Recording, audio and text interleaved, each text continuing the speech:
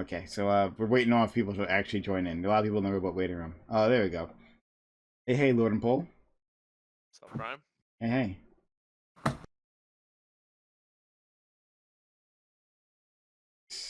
Nice. Okay. Nice. Okay. Yo. Hello, how are you? If you have a camera, please turn it on. Yes. Just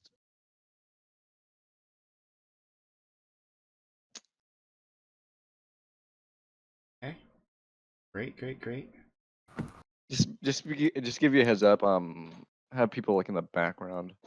Okay, sure. Well, just mute yourself if they start being loud then. Yeah, Yep. I'll make sure to do that. Okay, no problem. All right. All right. Let's over.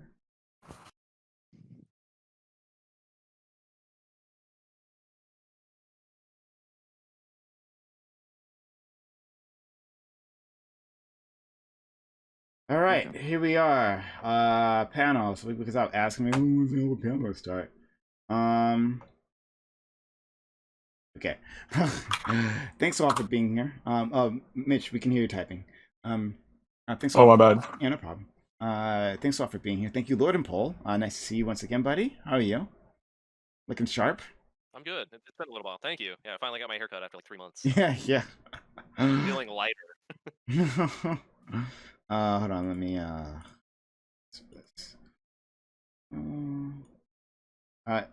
try speaking again. You sound a little low to me. Who, me? Yeah. Maybe I turned it down. Am I good now? Or yeah, I think you're good. You're good now. okay, perfect. Next. Thank you, Red Shinks. Hello. Hello, hey, nice to meet you. Thanks for being around. Okay. So that's No problem, dude. yeah. Okay, so that's another person. Great. Sorry guys, I'm just setting things up in the background. Thank you, Sageblade, right? Sageblade, thanks for being around. Yeah. Thank It's my second time being on here, so yeah, I remember. You made an impression, so yeah. I remember. Yeah. Thank you, Salty Sam, who we've had before. Thanks for stopping by. Right, we've had you before, right? I feel like we have it. Yes, we have. Okay, great. Sam the Human, and who is this? Oh, Krauser. Hello, how are you? Pretty good. Yeah, thanks. I enjoyed the Muppet discourse. Oh, yeah, it was quite extensive. Okay. Okay, so we're into it. And again, anyone else can join. Oh, Sam. I'm not sure if I said hi to you, Sam, but hello. Yeah, you just like said my name and then just walked right over me. It's Okay, I apologize. Thank you for coming through. Exclamation point open in chat if you want to be a part of this. I'd love to have you. All right. Yeah, so we just read through that article. Hopefully, you guys were around for that. I don't know. And I'll repeat it for people who have just joined us.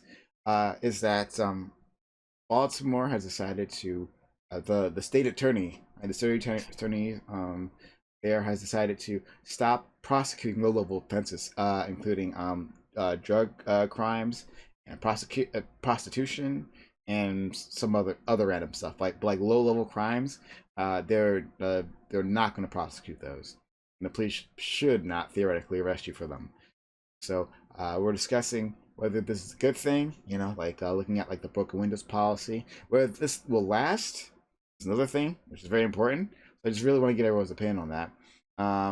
Thank you. Oh, Krauser, yeah, that's your face now. Okay, great. So, thank you, Beemore, as well. My trusty mod has been so helpful. Yeah, what's going on? Hey. Okay. So let's jump into it. What do you all think? What do you all think about the article? What do you all think about the policy? What are your thoughts? So I think it's pretty neat, right? Like I'm like right now, I've noticed lately, the dominoes are kind of falling. Oregon, Washington, and when it comes to drugs, or you also ballot initiatives for marijuana. So I just think that any way we chip away at this is a net gain. So even though it's not being done exactly how I want it to be done, like I want legislative action, because all it takes is a little bit of people to change seats and different prosecutor, and then they could just say, yeah, we're back on it, and cops can go back to being even more tyrannical than they already are. So, but overall, it's like, I got to give her a little praise. Like, this is a nice move, but at the same time, Prime knows me. I want more. Damn right. Damn right. One more. And I love that you do. What about the rest of you? Yeah, I Yeah, think this is a so- really good start. Since like What's that? Go ahead, Red. you can go.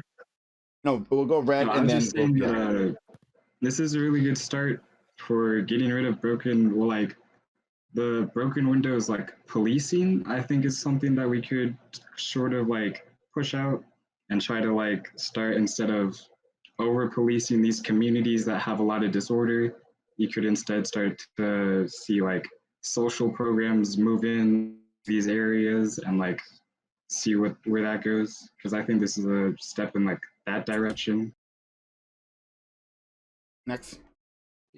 Yeah, so I think the general stuff I've heard about broken windows policing is it seems intuitively to make sense, but when it actually plays out, from what I've seen, it seems to be the case that it's more that people haven't really determined it so much as a cause and effect, and more so just a correlation. Because I remember initially, I don't remember where this started, but wherever they first started the concept of broken windows policing, I believe they did find some correlation between the implementation and a drop in crime. But then when further studies were conducted, they had trouble finding like kind of an exact correlation there. And also, it ends up with a lot of pretty harmful effects, like the over policing of Black communities and a lot of pretty heavy drug related charges, which don't seem to make a whole ton of sense. So, probably a bad thing, and which means that this is probably a good thing to see it kind of being moved away from. Mm-hmm. All right. Sam, did you have your hand up? Yeah, so I know inherently broken windows policing and these kind of policies underneath it don't make racist policies, and when they become generalized, they have. I think if you look at Malcolm Gladwell's Talking with Strangers, he talks about this pretty extensively about how the idea of being hyper alert as a police officer in high crime areas can help you find higher, more dangerous crimes. And the problem is that when it was generalized, it became a more of a way for police to target minorities. And so again, while I think that moving away from broken windows policing is probably the right thing to do, since the vision of what broken windows policing was intended to do has been lost at this point, and so we could just move on from it. I think that the policy doesn't help anybody. We'll go to Sage next, but before that, I just want to take a moment to actually define broken policing, because I think maybe some people might be a little confused. Broken windows theory, and I'm reading from Wikipedia. The broken windows theory is a criminological theory that states that visible signs of crime, antisocial behavior, and civil disorder create an urban environment that encourages further crime and disorder, including serious crimes. The theory suggests that policing methods that target minor crimes, such as vandalism, loitering, public drinking, jaywalking, fare evasion, like jumping a turnstile, help to create an atmosphere of order and lawfulness, thereby preventing more serious crimes. So that's what people are referring to. In case you don't know what broken windows policing is, that's what it is. Go ahead, Sage, Blade.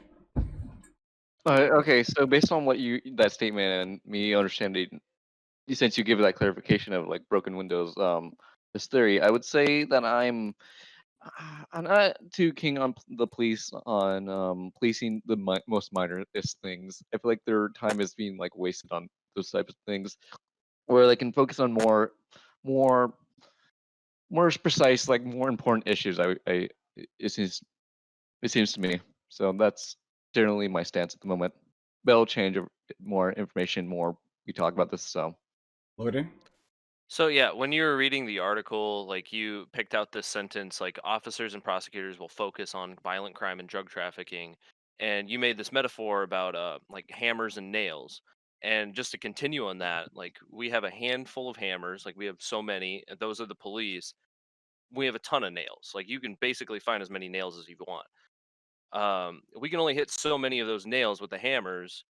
So we're basically shifting from the easy to see nails that really don't do anything. Like there's not a lot of like structural support that's going to happen if you nail that, if you hammer that nail in. We're focusing now on like the actual nails that matter. Like violent crime is an important thing to focus on. Like drug trafficking, not drugs, like not on the corner drug selling, like actual like moving of a large amount of drugs, like stuff like that. That actually does have an impact. So yeah. Hmm. Okay. Mhm. So before that, do Krauser and the other person with the chimp, Mitch. Yeah, Krauser first. Do you want to say something, and Mitch as well?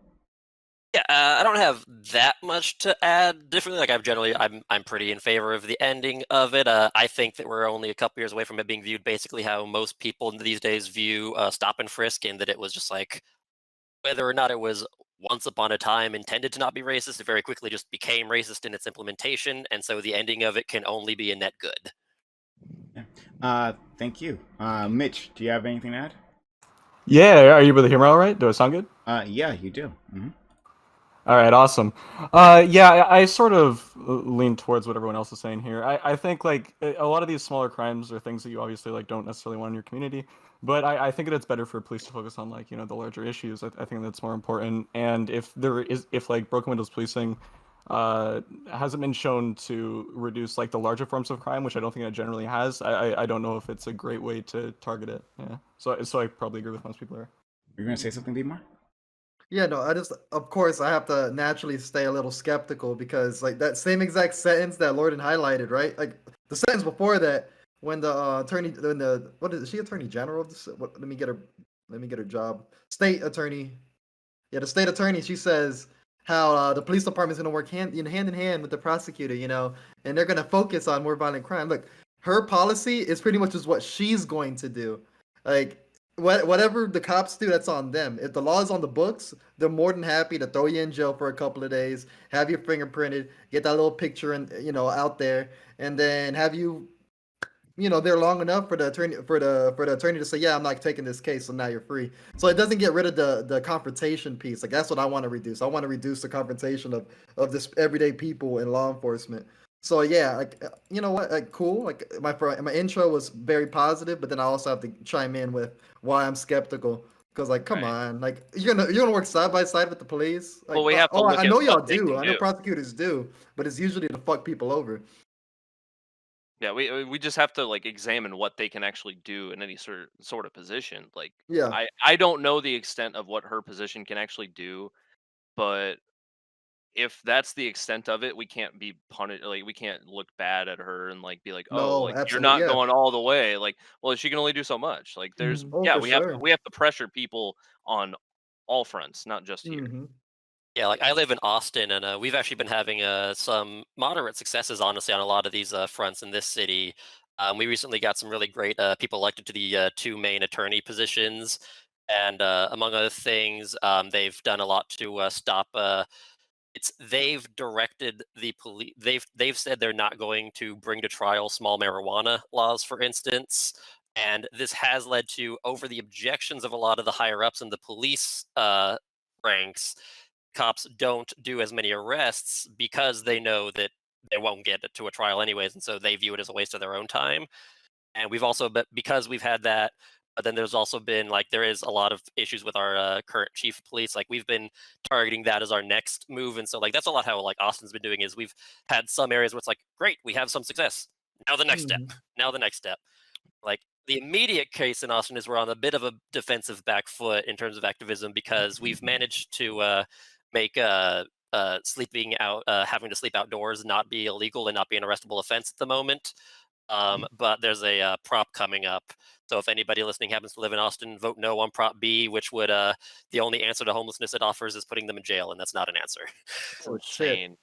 Yeah, it's things like that. Yeah. That's scary. Yeah, so with Beemore's point, Beemore, I think is bringing up a lot of facts, and so the rest of you. But like about the contact with the police, right, and how like problematic this, right? This is like the school to prison pipeline. This is like how it's all based off of. Like the more contact you have with the police, the more likely you'll have more contact with the police in the future. So if you arrest people for these tiny crimes, right? You put them in a situation where they're more likely to be arrested again.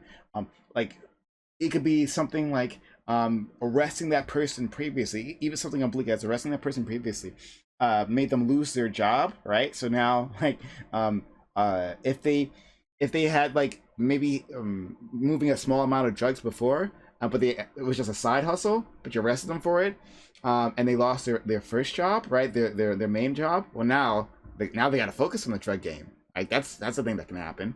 That's when the hustle starts. Yeah, right. Exactly. If you have things on your record, then it makes it harder for you to get a job. So it's just it puts you in a spiral.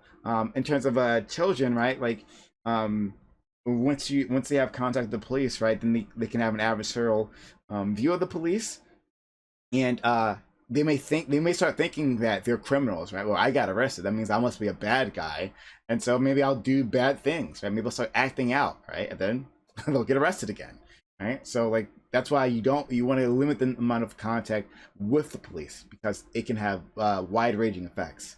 What do y'all think? Yep. And that's why I waste little to no time to go ahead and move on to what I believe is the next step. You know what I mean? Like, that's the reason why I don't spend too much time celebrating something like this. Because like, even though there's like like you said in your situation in Austin, right? You said that even like the prosecutor's not taking these cases, so cops are less likely, right, to even arrest someone. But me, I have the issue with the fact that they still can. You know, like the fact that they could still be selective, because you already know when cops are selective, who are they selecting?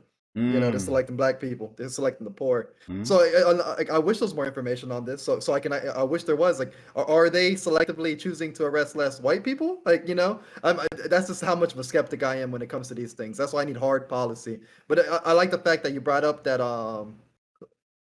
what's your name, Krauser? You brought up like that amendment, telling people to vote no. Like, like I see you're putting in the work, and that's cool because that's what we got to do after things like this.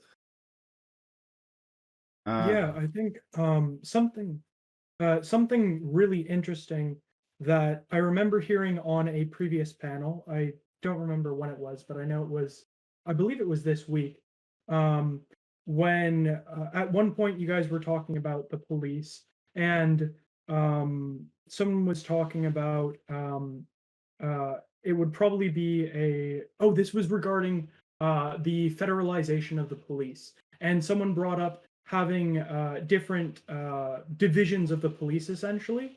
And I was thinking maybe a way to more healthily implement something similar to broken windows that hopefully wouldn't see these same bad effects is maybe if you were to implement these different divisions of the police, and you were to add a division that wasn't really the police, but more kind of responders who could respond to, I don't know, like drug-related crimes or really small crimes, and instead of arresting people, more manage the situation. Like, I don't know, maybe you want to walk up to, maybe say there are underage people smoking pot.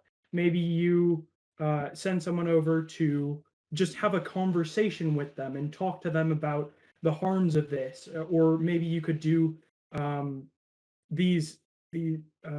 you could solve them more with people who would go and talk with these people instead of just arresting them. Yeah, I think there's something there, like maybe assigning social workers with law enforcement, but also give the social worker the power to trump officers, like, hey, stand down, having that direct chain of command, where if the social worker truly believes that this situation is better left in their hands, they can legally tell the cop to fuck off, you know? Because at the same time, I don't want to send them out to dangerous environments. But this will be nice too, because to shift the burden of these situations out of the hands of police. So yeah, I'm with you. There has to be a way of doing this, especially considering that I believe that the way we're doing it now is absolutely a shit show. So my issue with this, and I guess it's similar to what B-More's been thinking, is that since it's not permanent, it can be reversed at any point in time.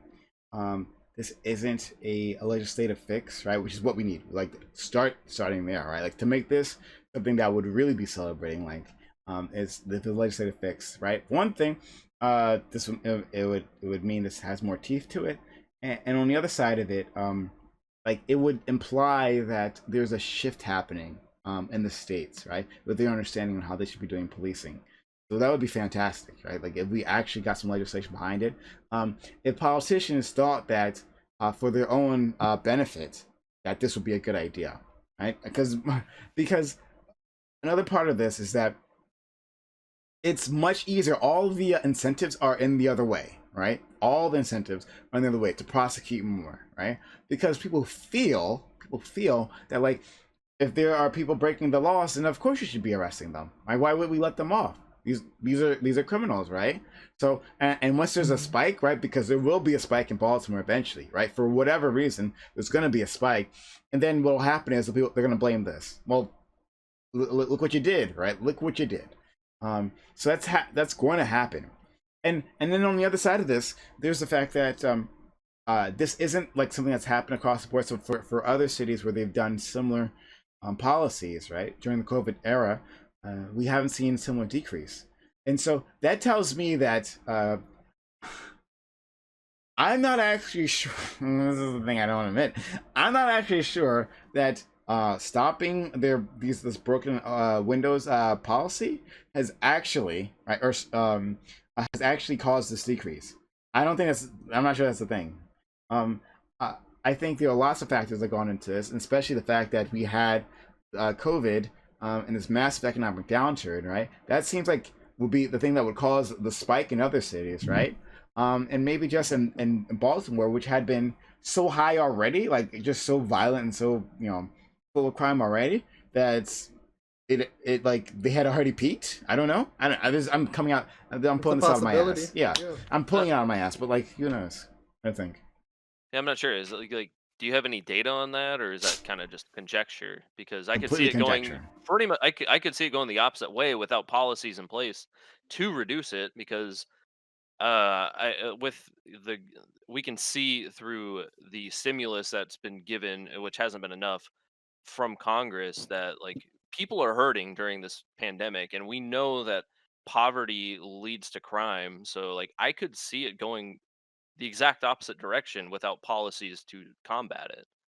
So I don't have any So data on that either, but it's just kind of hard to speculate whether this could have had an effect or not. But I would say, if anything, you could lean the other way, that yeah, these policies actually did impact crime Um, more than so COVID did.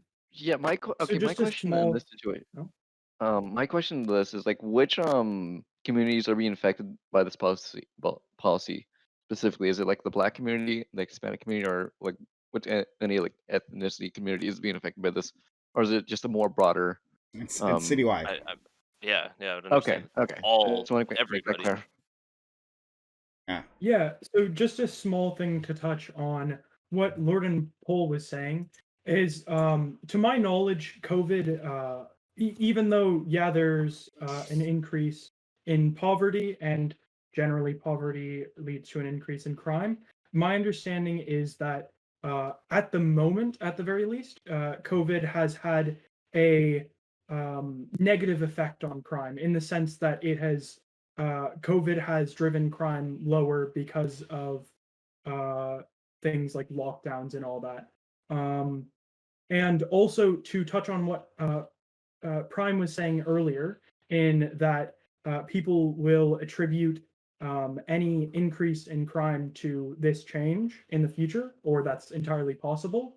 I think how you would have to combat that is we have to make sure that we're like collecting data actively while we're doing this change, to make sure that we can kind of share the good data that we find. And if it happens to be that we find that broken windows policing is actually helpful, then at the very least we know that information and we can kind of decide what to do with that, even if maybe we still decide that it's still not a healthy thing to have because of the negative effects it has on like over policing in Black communities and the like.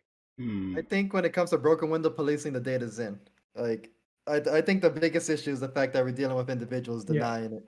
And then if people want to be too soft when it comes time to actually make the changes necessary to get us where we want to be.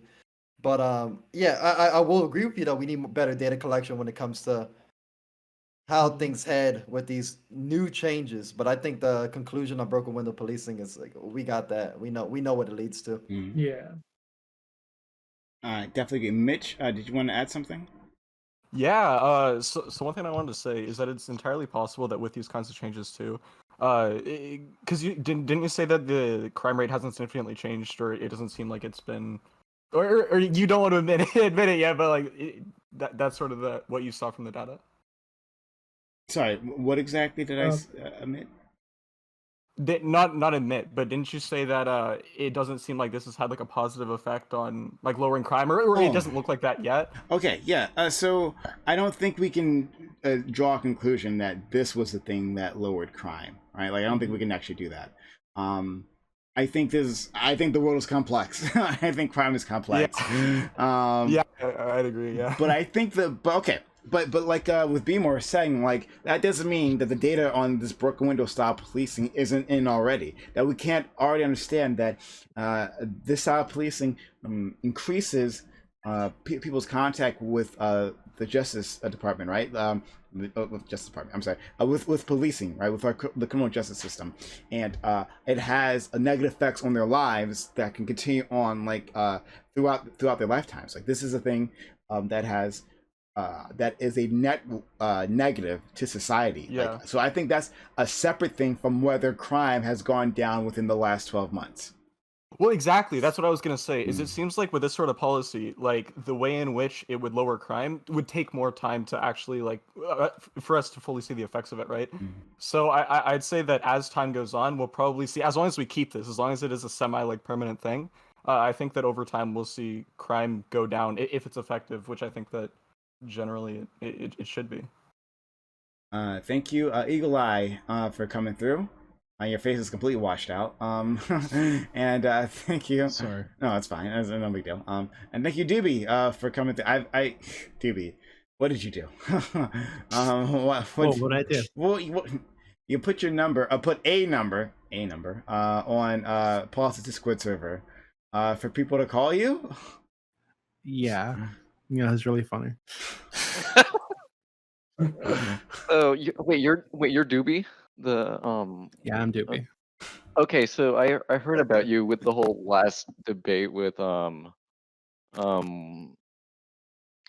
with the whole list. Okay. I was there. I was in chat when all that was happening, so I just wanna make that clear. Okay. Okay. Hundreds of people were. It's like, Yeah, I mean, you're. Wait, was this the? it was nice to meet you. talk, or It's nice meeting you here. Is this Nice to the meet you too. frog? Is this the frog? Yeah, Yes. it's the Is this the rat dog? I don't mean to derail the conversation or anything. I'm Now just, here's a question for derailing. Back to the Muppet discourse. Is Dooby a Muppet? Damn it! I was gonna ask the same thing. Oh my god. Oh my god. Sorry. By the way, Prime, the one thing that I was kind of coming here to mention is the next time that the YouTube stats update, guess who's going to be a YouTube partner? Oh, wow. Me? Yes. Dooby? You made it, dude. Nice, guys. go. Yeah, we've been That deserves the In hype just train. a little over a month, we grew from 200 subscribers to YouTube partner. Congratulations, dude. nice. Good Hooray. job. Yeah, thank you. And good job, everybody else too that's involved. Yeah, Yeah, thank you everyone. to everybody that subscribed and watched and helped us out. Well, first of all, yeah, thank to my trusty editor, Eagle Eye Valor here. He's been so kind as to help us out. He reached out to me to see if we can grow this thing, and I was very happy. I was actually looking for an editor, like in the process, and so it was great that he showed up. And then, of course, thank you to all of you who have been helping us out, going to the channel, watching the videos, looking at the VODs. But yeah, now we can help. Basically, all that means is that we can monetize this now, and get another. Well, wait up. You said monetize? Yeah. I Hell see. yeah, holla holla gadala. I see my face on some of these videos on your YouTube, and we need to negotiate some type of union. You know. Oh boy. I much prefer a worker. Prime, More, don't we'll tell me talk. you're anti-union, right? Few more. We'll Come talk on. behind the scenes. I much prefer a worker cooperative. If we gotta launch like Prime Kai LLC maybe, and Yeah, pretty much. at that Wait, point, maybe we should then rename you'll it have to Prime talk to Time. our lawyers. Maybe we should rename it Prime shit. Time. Shit. Prime time? Well, one thing. Don't. What? No, I wanted to bring I up was- the. No, go ahead. Sorry, No, 'cause I was going to change the No, subject. I was joking around. Be more. No, but back to the whole original subject slightly. Is this I do want to say what's up to New York, because they're proposing to legalize marijuana, and it looks pretty nice. 6 plants. Everybody's gonna be allowed to have 3 ounces. It's kind of more than most states. Cuomo budged. He was being a dick before, and I guess they kind of threatened him, and he fell a line. But to me, it's just adding to the whole dominoes of drug reform throughout America, and kind of addressing policing slightly. So I'm just pretty happy about that. Yeah, I've Does heard they anyone proposed that disagree with- before. Sorry, I was just gonna say I've heard they proposed that before, and then it kind of fell apart. So Yeah. it's not to like get too invested in it, but yeah, it's probably looking pretty good, especially given all the controversy right now surrounding Cuomo. Like, I don't know, maybe this is something that he's trying to do to survive, essentially. Yes, that's the way He I really, see it. he too. really should not be the governor of New York anymore. Like that needs to end. But I don't know if trading that gets legal weed to New York. I don't, it's not for me to say. I don't live there. Well, the funny thing about it is, one of the House, like, what is it? One of the assembly members had a conversation with Cuomo about his marijuana bill, because they had 2 competing bills, right? One that every Democrat wanted, and then one that Cuomo wanted. Like, what the fuck, bro? Like, follow. Like, Wait, this what is a did situation. Cuomo want? So he wanted. Cuomo. He didn't want any type of equity piece in it. He didn't want home grow in it. He wanted the cap to be 1 ounce versus 3 ounces, and he wanted the taxation piece to be like almost like 3-tiered, where you're gonna have like tax, like pretty much tax in every direction, including for THC limits. And then the Democrats were like, "Come on, bro, like ease up, ease up." So like People Stokes said she had a conversation with him, and apparently it led to like screaming. And then she kind of went out to the media and kind of snitched on him. And then they had another conversation. And then she was like, "Oh yeah, the second conversation was drastically better." So it's like the pressure's there. I mean, but yeah, Cuomo should be fucking kicked out. He's a piece of shit. But at the same time, like, they better abuse his ass to get what we need. Exactly. Yeah. If you can use the leverage, you might as well like try and kick him out still. But No, what you do is, yeah, get what you want and then kick him out. yeah, Oh my god. I fucking love B more. it's politics. Like, you got to be as ruthless as you can be. Like Mhm. Cuomo knows that. Like, he's no stranger to it. He's doing what he can He's to not. survive at this point. He's corrupt as fuck.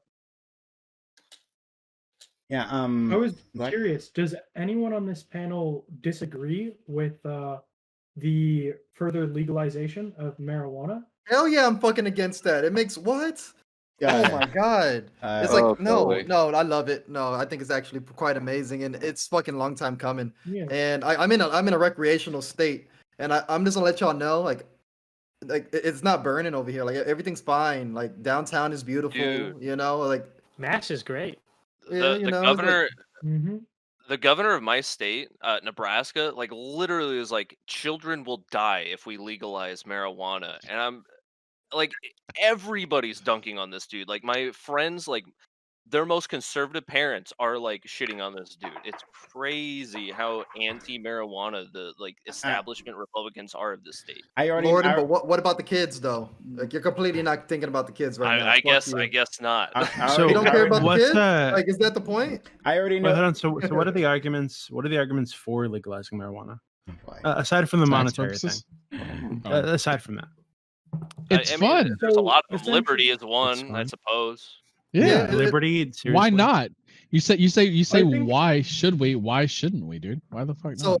so one thing I Well, would there's- say is a benefit is I believe jailing people for marijuana is far more detrimental than just smoking it. Like, even the health ramifications of going to damn prison and being treated like shit and giving shit food is actually more disastrous than enjoying a fucking joint. So other than the monetary piece, that's one thing I would say. Yeah, mental health. So maybe, but sure. shouldn't they just like not break the law and Oh have yeah, illegal yeah, yeah. drugs? Don't Shouldn't break be the law telling for you it. what to Yeah. put in your body, Dooby. Fuck you. Everyone agrees. You we should remember? legalize Wait, marijuana. Dooby, This is do you a stupid remember? argument even by your standards. Do you remember prohibition? How well did that work out? Well, I think the problem with prohibition wasn't that there was like pushback from the mob. It's that the government wasn't harsh enough in how it handled the mob. Dooby, I'm I begging think you if the to shut government the would fuck be up more with your draconian, fucking false equivalency. and let him fucking talk. devil Let him advocacy talk. bullshit, dude. Thank you. No. No, no, you. No. Let Dooby talk. Yeah, so I think the problem with prohibition wasn't so much that there was pushback. Of course, there's going to be pushback, right? You're basically we've allowed this poison in our society. People become addicted to it. So when you take it away, some people are going to be upset, right? And some people use that upset, right, to fund their criminal enterprises. So the problem wasn't so much that this was illegal; it was that there are criminal enterprises being funded with it. So I think it would have made more sense. I think we need to bomb the cartel. It would have made more sense to just dismantle those criminal enterprises, the mob, for example, just take them all out, put them in prison. Not even you believe this, dude. I know you're grifting hard. Didn't we try? Didn't we try to take out the mob? Can you tell me why? No, they fought the mob, but I think that what was it? Who was it? Fuck, Al Capone. That they got over like tax evasion when they knew for years that this dude was like the head of the mob, like a fucking mob, like that was like peddling not just alcohol, but a ton of other shit, right? And they're so like hands off that they had to get him for tax evasion. That's totally fucked. That's not why they couldn't. Well, my question would be, what would be the problem with legalizing it? Like, it's already legal in a bunch of other states. We're not seeing any detrimental effects from it. I don't think we gain anything by. I want to smoke a joint.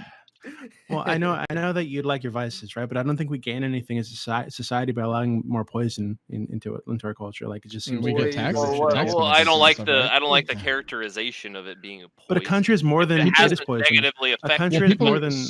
If it hasn't negatively affected the states and countries that it's legal in, then like how can you call it a poison? Like what is the definition there then to call it? I think there's been a massive. He doesn't believe it. He's just trying to be divisive. One at a time. One at a time. Okay, look. So I'll take the bait. I will.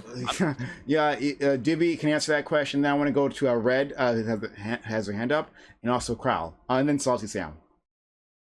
Go ahead, Dooby. So I think that allowing.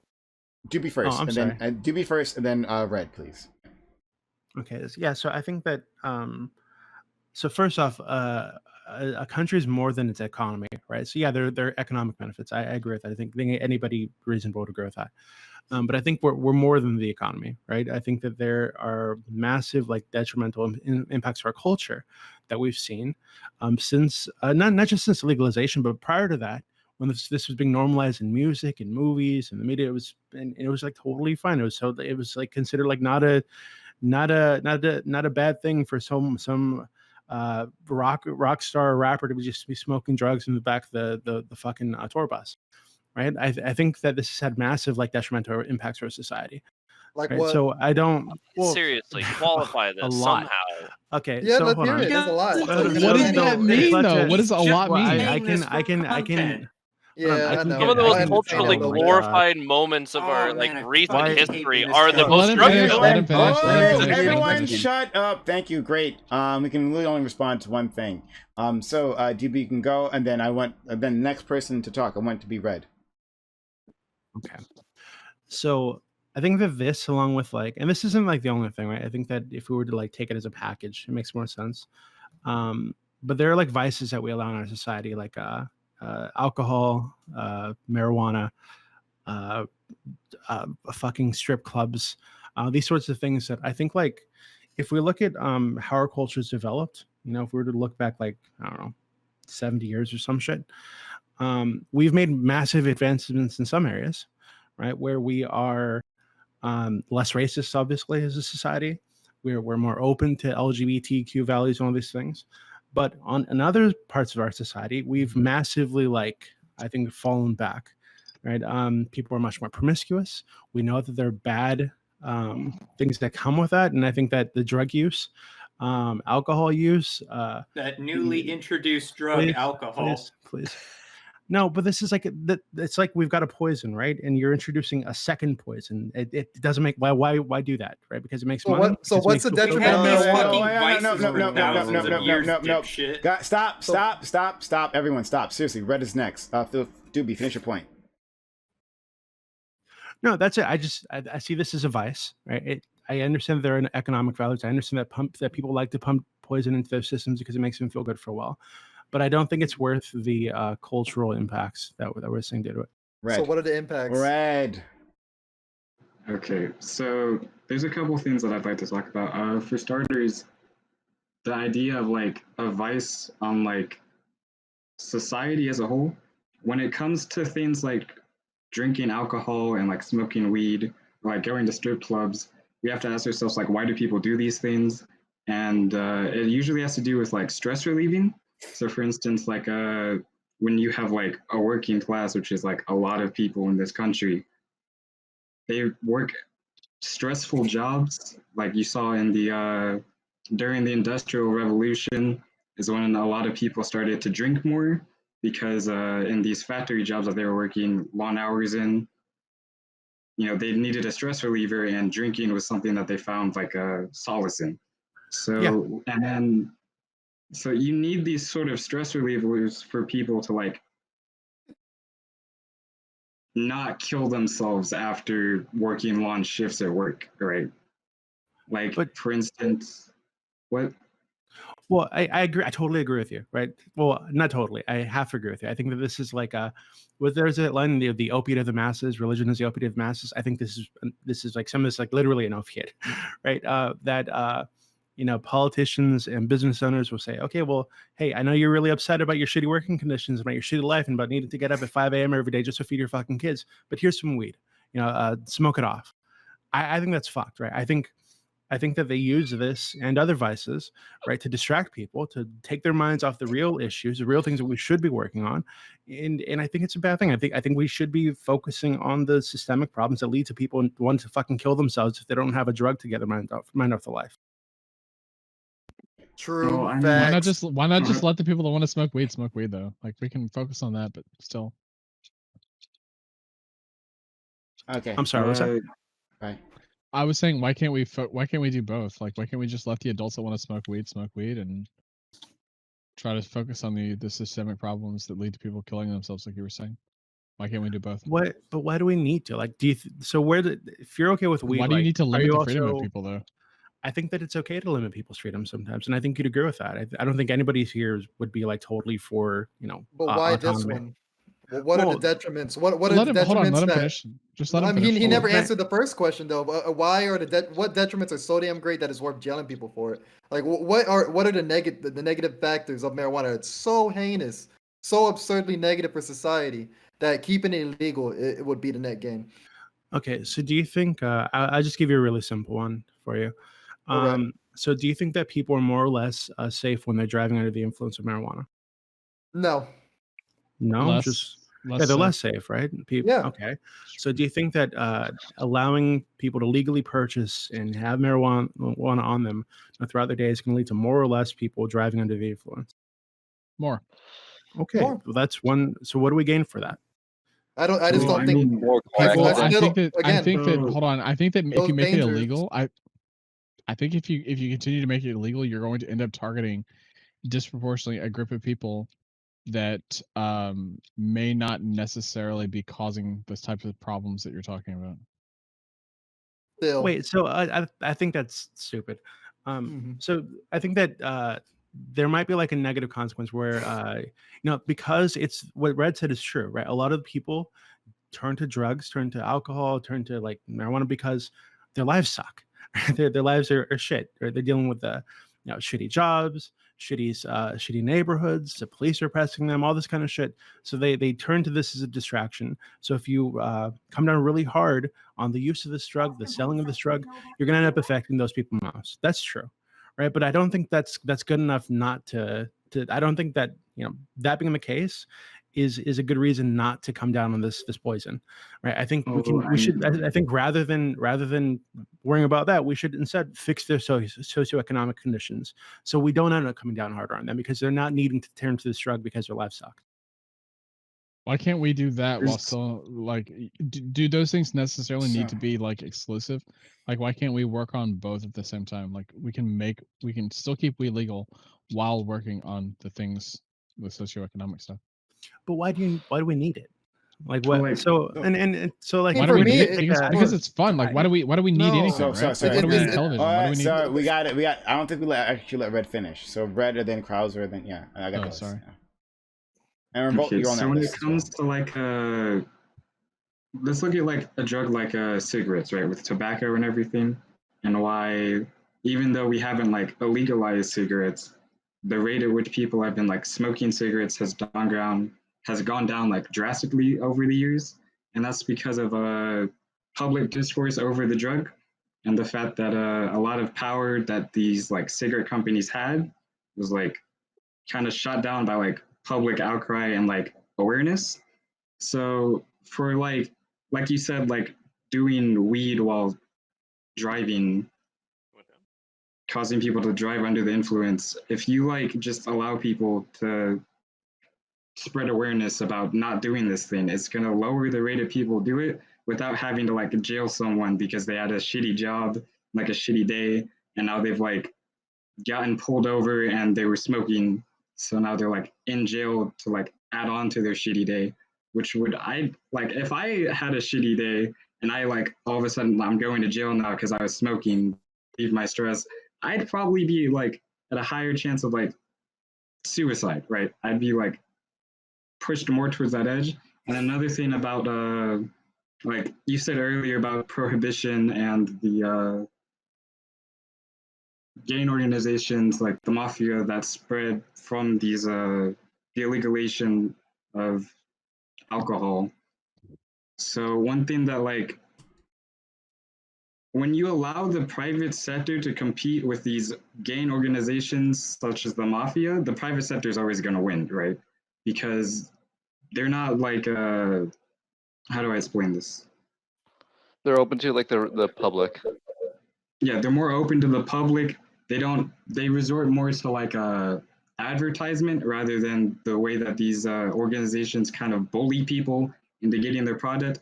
Like one thing that people who sell weed do is that like if it's someone's first time smoking, they'll be like, hey, you can have this blunt, it's on me, no charge, and it will be laced with something that's harder, like cocaine or like spice, and then this will really fuck people up. And where are those people, by the Yeah. way? I've been looking for them.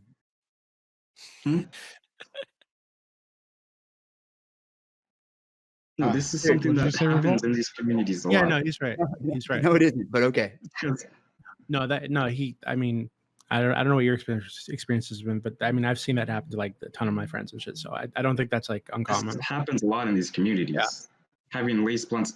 It's something that happens so much that like in a lot of rap songs that you've seen throughout like 2014 to 2016, they'll talk about lace blunts and how they like fuck you up. Kendrick Lamar had a whole song about laced blunts and how they fuck people over, especially since when you do something that's laced, you're chasing that high, and it's not a high that was given to you by weed, it was given by like cocaine. So now you're trying to find this strand of weed that like you think got you to that height, but it was never weed in the first place, it was cocaine. If you allow the private sector to sell weed and like distribute weed and just regulate like, hey, you can't put any cocaine into this, the private sector is not gonna fuck over their own profit margins to put cocaine into weed and then get these people addicted to what they think is weed but is actually cocaine. They're gonna listen to the law because they don't want to get their business shut down, especially since like they're more open to the public. It's a lot easier for like FBI raids to go into like an organization that has like one solid building rather than like a bunch of street kids selling weed on the street. And especially like if you crack it down on these like gang organizations, like if you look in the situation in Chicago with Tuca and like the BDs and the GDs, when they went in and they cut the heads off of these like hydras, it just makes a shittier situation because now you just have a bunch of kids that are like growing up without these leaderships that they had from these gang leaders. They have no guidance. They just have a bunch of hatred toward each other because like these FBI raids came in and now they're pointing fingers and they're like, who snitched on the operation? So now you have murder going up, and you have a bunch of people that were thrown in jail. So now you have all these kids growing up without fathers, growing up with like their friends being killed. Who the hell is lacing cocaine and weed for free? Because if you're doing it for free, that shit's a hookup. They do it they do it with like Like, damn. It's like you go to, cocaine like, costs like 50 times more than damn weed. And you're telling me there's people out It there only hooking it takes up a for little. free. I've been getting scammed my whole damn life. Yeah, give us give us the hookup on that shit, dude. It might be with cocaine. I'm not gonna get If into you it, go to but I need someone and to you're find like, this dealer. I need to find Because this like if dealer. you go to someone and you're like, this is my first time doing weed, or like this is my first time buying from this guy, then the guy they can So I either need- they can either I need to like, find okay, new sure, I plugs can more hook you up. often. I got I you. don't think I that'll got ever you. happen. Genius. I'll do that. Okay. I'll Do you speak to see- new dealers and get that good shit now. With weed, do no one, you guys no see how like dealer. worked up people are in here about finding like weed and cocaine and shit now? Like this is like you Yeah, guys I are know, like right? It's like an no, you guys epidemic. are like unironically like addicts. Like it's fucking Yeah. weird. Like I don't know. Like I agree. I agree with what Red's saying. Right? Yeah, It is yeah. definitely Be something more that happens- joking definitely means of a problem. It's definitely a problem, but I don't think that the solution there is to make it legal for people to peddle this poison into these communities. I think that the solution is to take the poison out, to fix the material conditions that lead to people needing to sell drugs in the first place. Because these people don't want to sell drugs. Right? I'm sure these people would rather just get a stable job where they don't need to worry about the police coming in and sticking them in the cage for 10 years, right? Because Yeah, like drugs being I legal. agree. And exactly. Dude, I agree. Yeah, Let the state sell that shit. So hold on. So I think that I think these communities need like massive investment, right? Obviously, I think that you can fix those problems without making it legal for people to peddle poison into these communities. I don't like. I really don't understand that line of thinking. People won't be peddling the poison though. It will be the state peddling poison. No, but to right? be honest, not Dooby better. makes a great point, right? We need to legalize marijuana, right? And build greenhouses in these communities and build infrastructure up so they don't peddle poisons. Like I actually agree with them. Like those hard drugs out there, they're dangerous, right? But at the same time, I don't believe people should go to jail for it. And just because something's illegal doesn't mean the punishment has to be jail. But yeah, absolutely, we got to stop peddling these poisons and definitely help people gain access to marijuana. And there's plenty of data that says that if your Wait, goal I is have to a- get them out of the I have a community, question. the best way to do it is to make Is Red them finished or is it my turn yet? Oh yeah, it's yeah. We'll go to Krauser. Who's speaking? Krauser, not you, Krauser. Got it. Oh, that's me. Sorry. Yeah. All right, I'll go. Yeah. So like, I think there's a couple of things here to mention. Is one thing is like we need to stop pretending that the origin of marijuana in particular is not what it was. Like we've heard the tapes by this point for decades of Nixon saying it was deliberately targeted as a way to get around the fact he wasn't allowed to arrest black people for being black anymore and hippies for being leftists. Like it was protesting the Vietnam deliberately War. chosen as a way of getting around the fact that he was no longer like it's a form of white supremacy and reactionary control is the explicit reason that marijuana was originally chosen. Like you can't get away from that origin of why it was made an illegal substance to the highest level was specifically its association with African Americans and leftist hippies. And the idea was, well, we can't arrest them for being black or being hippie, but we can arrest them for using pot if we make that illegal. And so like that was one of the primary things. And if you want to look at like bad aspects of it or whatever, like I probably could be one of the most possible people to be on your side, and yet I'm not Dooby. Like I don't really like drinking. My only really addiction is this one, Coca-Cola. I've never actually done weed, but my younger brother, he got into weed and wound up temporarily being in the Aryan Brotherhood, and he like controlled all of the drugs in my local high school as a middle schooler. Like he got way deep into it. Dangerous. Okay. It fucked him up, and like he had to go into the juvenile system. But like most of that's like almost all of the bad things that I saw happen from it happened because of it being illegal rather than it itself. And like if we want to look at net harms to society, being like, oh, we need to legalize vices and decide what is or isn't moral or immoral, that's just fascist shit. It's just going to lead to everybody being fucking jailed. Because like if you want to look at things that are harmful, again, I'm drinking Coca-Cola here right now. Coca-Cola is objectively way more likely to kill me and other people and has done way more net harm than marijuana has.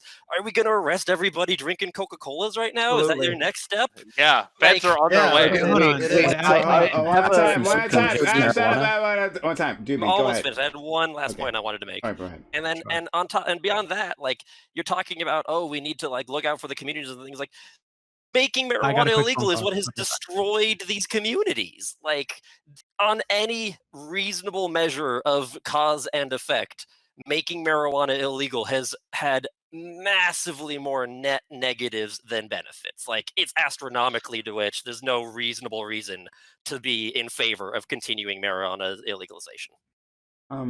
Okay. I have a question for Red Shink. Like how do I say your name? Red. You can just say Red. Red. Okay. My question is like I don't know if there's like a law or policy on this, but if what you're saying about like fentanyl intertwined like with weed, should there be like a legislation like for like what for example the Clean Waters Act, something along those lines for say a company or say or cartels to not to prevent them and also hold them accountable for doing for lacing fentanyl / weed into each other. That's generally my question to you.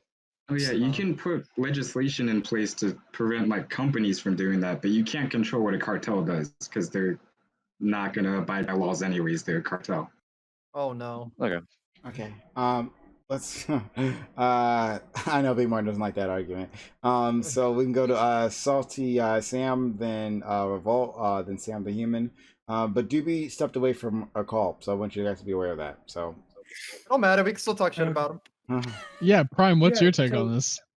I want to hear your take. Oh well, after Salty Sam and the rest. Yeah. Obviously, yeah. Yeah, so I guess the main things is there are a few positives going for the legalization of marijuana, and there are a few negatives to banning it, from my understanding. So for the positives, I mean, there's the case for the use of marijuana as a medicine, because it's an antidepressant. It helps people with anxiety. Epilepsy. It seems to just be generally good for a lot of stuff like pain. There seems to be a lot of Hunger. ways that we can capitalize on the positive effects of it. It's not dangerous to the individual, assuming their mind is fully developed, and it's not physically addictive.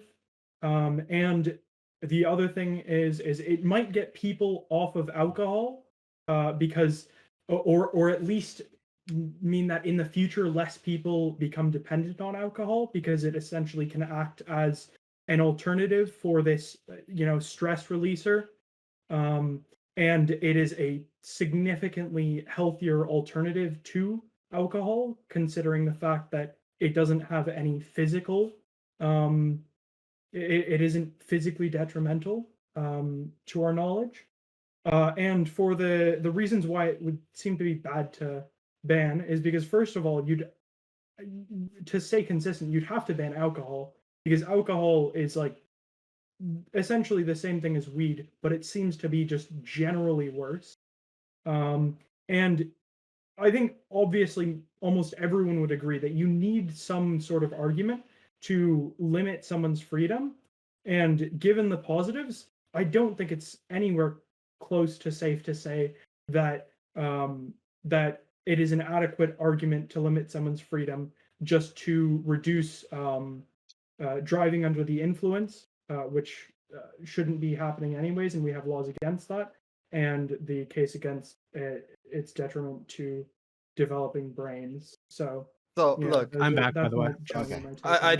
I just don't like the idea that marijuana is just not detrimental at all. Like it does have health effects that are negative, right? Like combusting things, or in general. And just because it's not addictive doesn't mean it's not habit forming, right? So I got to be clear about these things. And I don't think consistency is either an issue, because Dooby wasn't here to. You heard what Dooby said about prohibition, right? So I don't think consistency is an issue here either, because I'm pretty sure you might advocate to ban alcohol also. But I think alcohol should be banned. Actually. Yes, yeah, exactly. And to be clear, just to respond really quickly to I had a phone call before, but Krell, you mentioned like soda, right? Coke. I think there actually is a very good argument for rethinking the way that we allow these companies to advertise, right? Because a lot of this stuff is pushed to children, right? Turns them into lifelong consumers, fucks up their health for long term. It's pretty bad for our society, I think. Right. So I don't. I think and who's the guy that was saying that you needed an argument for taking people's liberties away? I guess. Yeah. I mean, just talking about like alcohol, right? I mean, alcohol has massive detrimental impacts on our I society. agree with alcohol. I Thousands think of there's a people- strong case there, but Okay. for Well, then I weed, don't. more so. Well, why do you think it's like there's less of a case for weed? The level of impairment. Because I over think time. because for weed, the only case against it seems to be, it seems to be the only real significant detriments that we've seen is the detriment on developing brains, which is why you have the age limit. Obviously, that's not going to stop every single minor from using it. Obviously, there is going to be minors using it, but obviously you legislate against that and try your best to healthily avoid that. And the only other argument seems to be driving under the influence. And that again, And also that's domestic another thing violence, murders. The alcohol and other drugs contribute a ton to violence. Has there been a link to marijuana Yes. and increasing the likelihood of this? I don't think there is. No, I don't think believe there so, is. yeah. either. I would be No, there surprised. isn't. Do you believe so? Or do you know so? I don't think well, the last one I looked this up, there pretty was, sure but that I mean, I doesn't can exist. I can find it for you really quickly. Yeah, sure. That'd be nice. And if I'm wrong, I'm wrong. That's fine. But I think that there are so these are vices, right? And I think that if you're going to introduce a vice into society, whether it's marijuana, we're talking about marijuana right now. A lot of people in here got really hyped up at the prospect of having cocaine, right? So maybe the next vice is cocaine because people like cocaine, and hey, why not let them have cocaine? It makes them feel good, right? Or maybe it's like LSD, or it's fucking heroin. Like I think you need to draw the line somewhere. So it's a slippery slope. Hold on. Wait, do we have a question? What I'm proposing now, Legalize is that LSD. what I'm proposing now is that we draw the line at marijuana, right, and then see if we can work back that line to alcohol and other terrible things we're currently allowing. So you're saying legalize it? No, I'm saying that we do not. Oh, legalize it. okay. Wouldn't it make more sense to? I hate this. Wouldn't it make Really more quick, sense I to hate be- the word "introduce." You keep using Dooby. Like weed Yeah, is like- here. We're not introducing it. It's been here for 100 plus forever. Like we're introducing nothing. No. Actually, That's- Snoop Dogg no, founded that's a really- marijuana, so come on.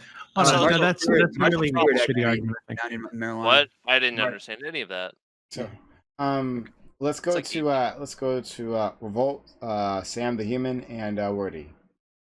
Got a little bit to catch up on here, but like there's a few things that are pretty good points. Like if your concern is to actually getting rid of drugs and like limiting drug use and stopping people from being exposed to drugs, there's like a bunch of scientific evidence and there's a bunch of anecdotal evidence and empirical evidence that's piling up that the way to do that is to legalize these drugs and control their distribution and give people the counseling that they need, and also make sure that they have things like homes, jobs, and And once you get people back on their feet, generally, there tends to be a massive drop off in drug use. Drug use tends to kind of as things go bad in your life, drug use correlates. You know what I mean? And so as people get more established and get better, prospects for outcomes, hope for the future, they tend to get off drugs. And that's been proven in Switzerland. It's been proven in Portugal.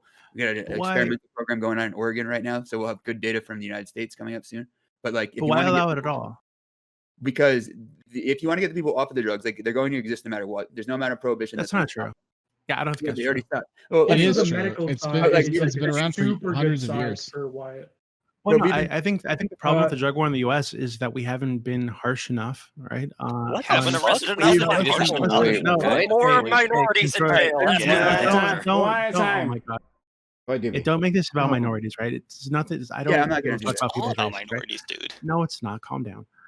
No, Again, stop, it was stop, originally stop, put stop. on the Please, scheduled list let because it was a way to target things don't- minorities. Let him go. come- Let him go, please, Dooby. Okay, I'm not even gonna. Okay. So when I say we haven't been harsh enough, I mean both on drug dealers within this country, but also on the fucking massive supply of drugs coming over the southern border in Mexico. We need to deal with that problem first, right? Before we can reasonably do anything about the drug problem in our country, you need to cut off the supply, right? Whether that's putting up a massive fucking wall or just droning the fucking cartels, which is what I would propose. That doesn't droning help. the fuck out of them, just destroying them, helping Mexico take those cartels apart. And then, I think we need to secure the border. I would prefer a wall, but it doesn't need to be a wall. And then once that supply is cut off, we can actually come to like some kind of reasonable conclusion of what to do with the drugs currently in the country and how to deal with people that are peddling this kind of poison to our neighborhoods. All we I gotta don't- do I is don't kill think the it makes drugs. any I have a sense. question for Dooby. Sorry, no. And that'll solve our problem. Can I just finish my sentence really everyone. quickly? So stupid. Everyone. I just finish my sentence real quick. Okay. So you're going to answer something? Go ahead. Well, I just want to finish my sentence. So I don't think it makes any sense to the line that, hey, this is going to be here anyway. We can't really do anything about that. So instead, let's just counsel people through the fucking pain that these things cause. Just seems really defeatist. It seems really like, I don't know. It just seems like a massive cope, to be honest. So let's go to Sam the Human, Wordy, Sage. Okay. Yeah, so I mean, I guess if you're really worried about what people are putting in their bodies, I guess you don't want to hear the weed's already here. But I mean, I don't know how we're gonna talk without the descriptive reality of like weed is here, right? We can't talk about like in the future if you want to get rid of weed, but in Massachusetts, the control of what is at how from seed to the store, what weed is, what they're allowed to put on the weed, everything is controlled and has to be tested in batches very regularly, and you 100% know what you're getting when you're buying it from the dispensary. You 100% know what's touched it. You 100% know a lot of these things because the control on this stuff is very, very, very strict.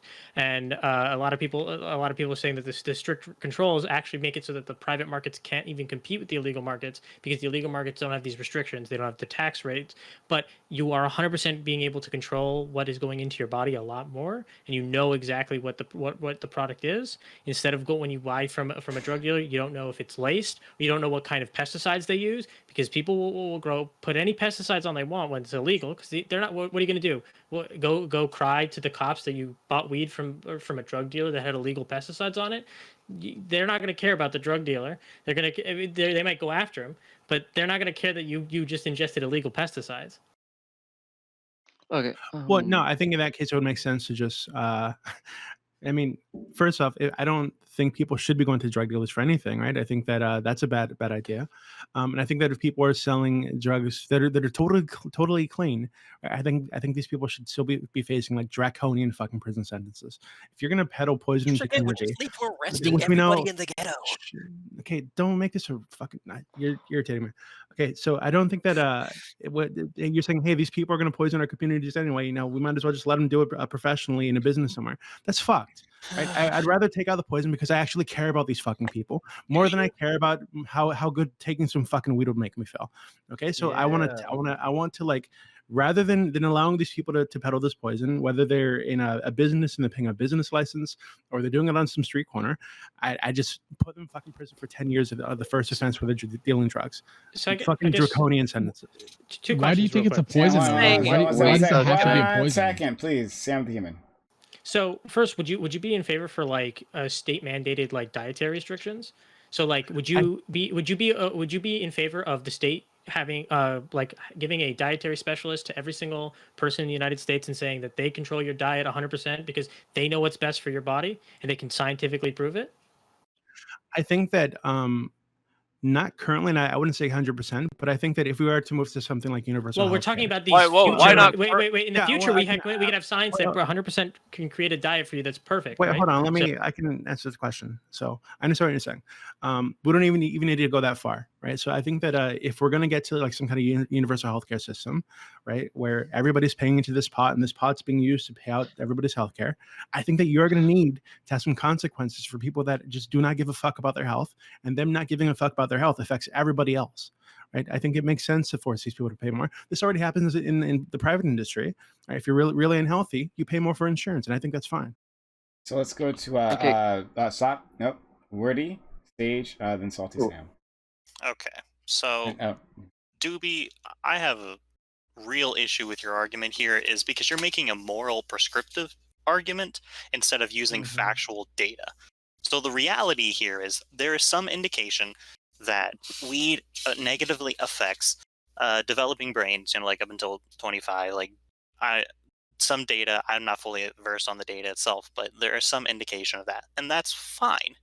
But you also are not fundamentally attacking why the conditions of people engage in these conditions. Like, for example, you are equating marijuana to other substances like cocaine. The fundamental issue is FBI legal systems classify things but they often don't rely on actual factual data in these instances because they're based in like laws that were prescribed to like 80s, 70s, and such during like Reagan times and Bush times.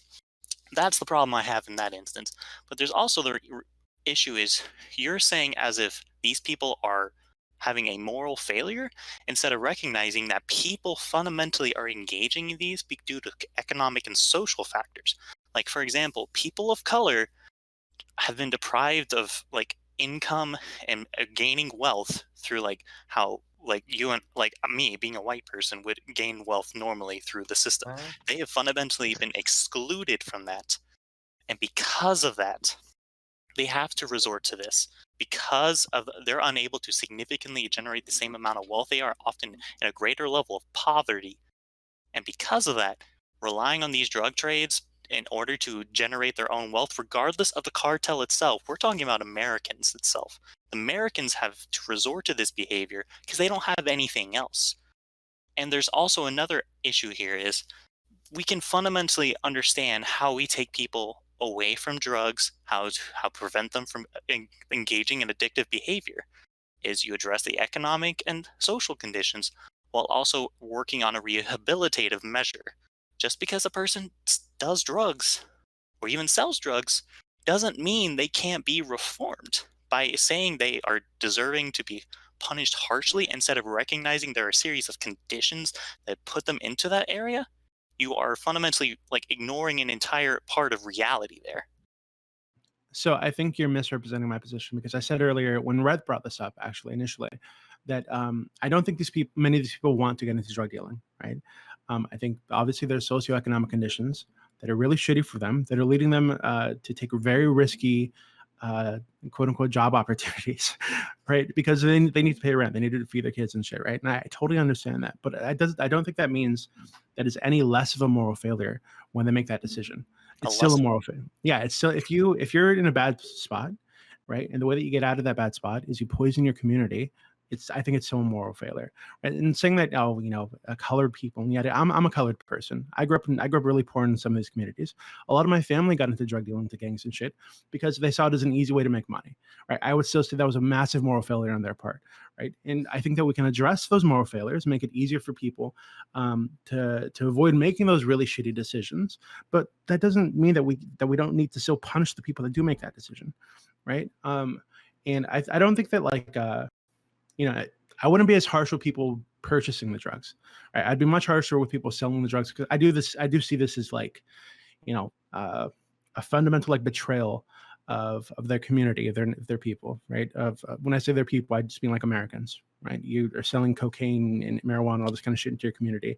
I think that's fucked. I don't like that. So yeah, I think people should be punished harshly. But if you're just addicted to drugs, then yeah, I'm okay with counseling, mandatory rehab and shit like that. But then after the second or third time you start doing it over and over again, then yeah, you're gonna get sent to jail too. So okay, there's a few problems there. Sorry, I just kind of want to move forward. Yeah, you can move on. I'll come back in a second. Okay, Dooby, one second. Holy crap, 1 second.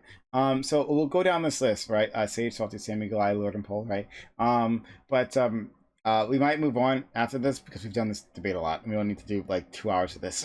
We only do 2 hours of this. Well, you had 4 hour debates of fucking one issue with Destiny. Well, yeah, we can do that. But Destiny. None of you are. Please, it's just that we've done this a bit. So, but I want you all to be able to get your points out, and then we might move on to something else. But go ahead, Sage. Yeah. Okay. So it's in all respects, Dooby, it seems to me like your main argument when it comes to drugs is like a slippery slope. Like you do one drug, then the drug after that you progress more further downwards. That's generally what I get. What your argument is essentially. But my question to you is what made you come to this position? What circumstances led you to taking this anti-drug, anti-alcohol stance? That's my question. So I don't think it's just a slippery slope. I think the slippery slope is demonstrated here in this voice channel with all you guys getting so worked up about the possibility of having cocaine. So I think the slope does exist, right? People call this a gateway drug for a reason, right? So what I'm saying is that we should close the gate. I don't think people need to be going through this gate, right? And then, like I said earlier, I think there are other things that have been brought up here, like alcohol, for example, soda, fast food, that we also need to look at maybe restricting in our society because they're very detrimental to our people. We have a fucking terrible obesity rate in this country, right? Thousands of people dying every year due to alcohol, right? This is like, I want better outcomes for people, right? I think one of the ways you get to better outcomes I have a question. is you sending them to jail. remove the ability to make bad decisions, right? So that's what I'd like to do. Can I ask a question? Nope. You can go. We'll go to Salty Sam. Go ahead. Yeah. So a few things that I forgot to address is some of the negatives of banning it is actually one of the most harmful things that has come from the lack of legalization on this. Actually has to do with the fact that to make it cheaper but more effective, a lot of people who deal these drugs will selectively breed the cannabis to have higher THC to CBD ratios, which seems to be the source of a lot of potential negatives to weed in regards to the psychological effects. Because from my understanding, the CBD essentially acts as a balancing effect to the THC, where it to some extent I don't know, like it kind of like regulates your mood or something like that. I'm not terribly informed on it, so I couldn't tell you the exact reasoning behind that. But that seems to be like if we're legalizing it, then we can control how, like, what type of weed, so we can make sure that it has healthy ratios of like THC to CBD, so that it's not just this like insanely potent weed that seems to come with all the negative psychological effects without that CBD to counteract that. And another thing that I think you may have missed from when I was touching on it, Dooby, is I think one of the you were talking about what is the argument for allowing weed to exist, and I think one of the strongest arguments for allowing it to be legal is there seems to be a whole lot of ways it can be used medicinally to help with depression, to help with anxiety, to help with pain. All of these, while seeming to be more healthy than the alternatives. So for pain, it's not physically addictive like a lot of painkillers are. And for anxiety and depression, it seems to be a lot healthier because you don't have these worries so much of us not really knowing exactly what can happen with the psychological effects of some of these mood regulators, like anxiety meds and depression meds, because that's still something that we don't have a great grasp of.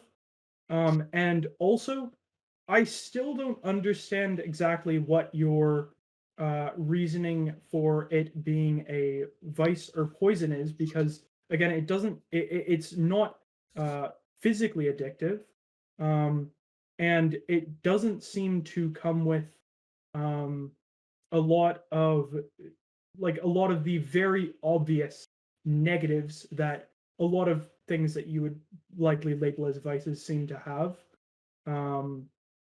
So those were just a few points that I thought were very worthwhile. Can I say something about the you said medical marijuana? I think medical marijuana is like bullshit. And I think that pro-pot like advocates have used our healthcare system to bastardize the doctor-patient relationship, and they've compromised the integrity of our healthcare system, and it's doing irreparable damage, I think.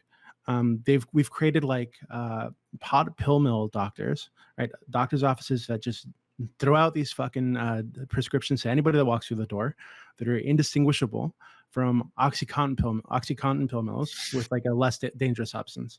Right? It's fucking disgusting. Right? So Yeah, can you maybe share there data on this? maybe there You're are making social maybe arguments. You're not making maybe evidence-based please arguments. maybe there are like they're like properties of the plant marijuana, this marijuana plant, that can be stripped from the plant and used to benefit people that have like anxiety and shit. I don't think you need to just allow people to grow this in their backyards, or to just show up at a clinic and say they had like a backache once, and now they're getting these fucking prescriptions.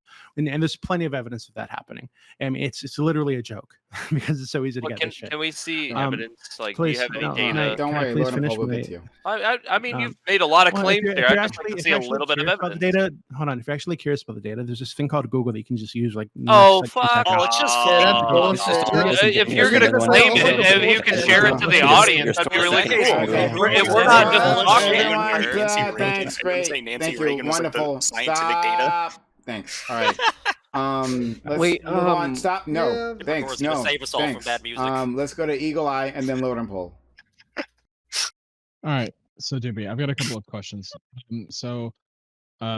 If you wanna do these like one at a time, or do you wanna do like how do you want to do this? It's up to you. Whatever you want, baby. Okay, so the things that I wrote down is like why is weed necessarily a poison? You keep calling it a poison. I'm wondering, why is it necessarily a poison? And then sort of adding on to that, should we regulate everything that might possibly be bad for you? Yes. And then the second part is, can people use it responsibly?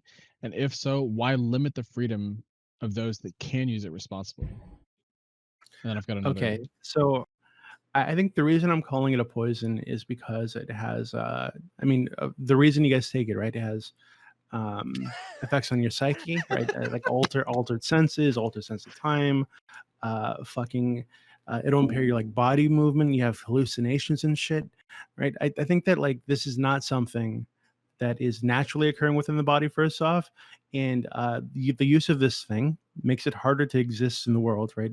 In today's world, right? You can't. This is why you can't take it and like drive a fucking car, right? Or you can. No, you don't. Wait, don't do that. Okay, in Washington, like 20% of fatal car accidents are like involving marijuana. Do not get behind the wheel of a car if you're high. Don't fucking do that. You can. You couldn't. But it doesn't mean you can't. As a Washington resident, let do you know him go. Let him go. Sorry. So this is why I'll just let him make the dumb claim. I'm calling it a poison in the same way that alcohol is a poison, right? These things are bad for your body. I think they have detrimental impacts on the way that your body operates. Yes, for a short period, I guess, but if you start taking it younger, it'll have longer term negative effects. So that's why I'm calling it a poison. I think it's a totally fair classification. Okay. I disagree, but okay. Looks like we might actually cut this shorter than I thought. Make a point before we end it. You didn't even answer the second part of the question, but all right. So no, stop. Hold on. So Dooby, I've been muted for 10 minutes. But any which way. Hey, Prime, if I pay $10 and I have him unmuted. No, it gets too complicated. It gets way too complicated when we do that. I wrote some things down. Can I make a point, even though he's muted? I just want to make a point. Fine, go ahead. A few points. While he's muted. Well, if it's gonna end, is it gonna end when he comes back? Why not? Yeah. All right, I already have the floor. I'm just gonna say it. So nobody has ever died from smoking weed only, ever. Any deaths that are attributed to weed. Wow, I'm fucking butchering reading my notes. Okay, so in 2014, there was a study that said we can attribute 2 deaths where possibly health complications were affected by weed usage, and that was what caused their death. Possibly affected by weed usage. They don't actually know. So anybody who's ever said that weed actually kills people, they're just wrong. They're not citing anything. They're just lying. I can give a source if anybody wants it. If you can link in a chat. Yeah, okay. I will at the end of this. I'm just going to keep making my points. So, comparing weed to alcohol usage, I've never heard of anybody ever going out with our friends, getting really high, and then coming home and beating their wife and kids.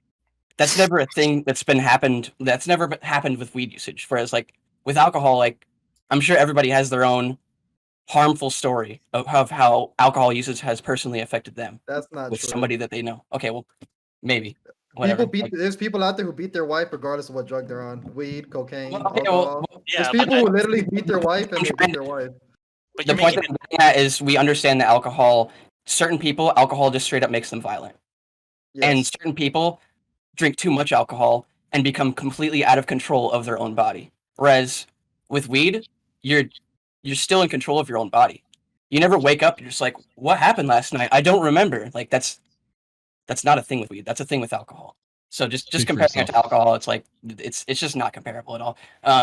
So legalize weed, don't make it illegal, because if we make it illegal, then we're gonna have to pay more money to the cops, we're gonna have to pay more money to the prisons and the jails. And what are we gonna do?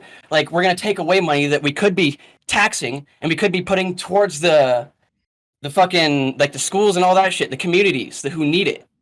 Like, instead, we're taking money away from those communities who need it by letting people exercise their right to buy what they want to buy and use those tax dollars to benefit society.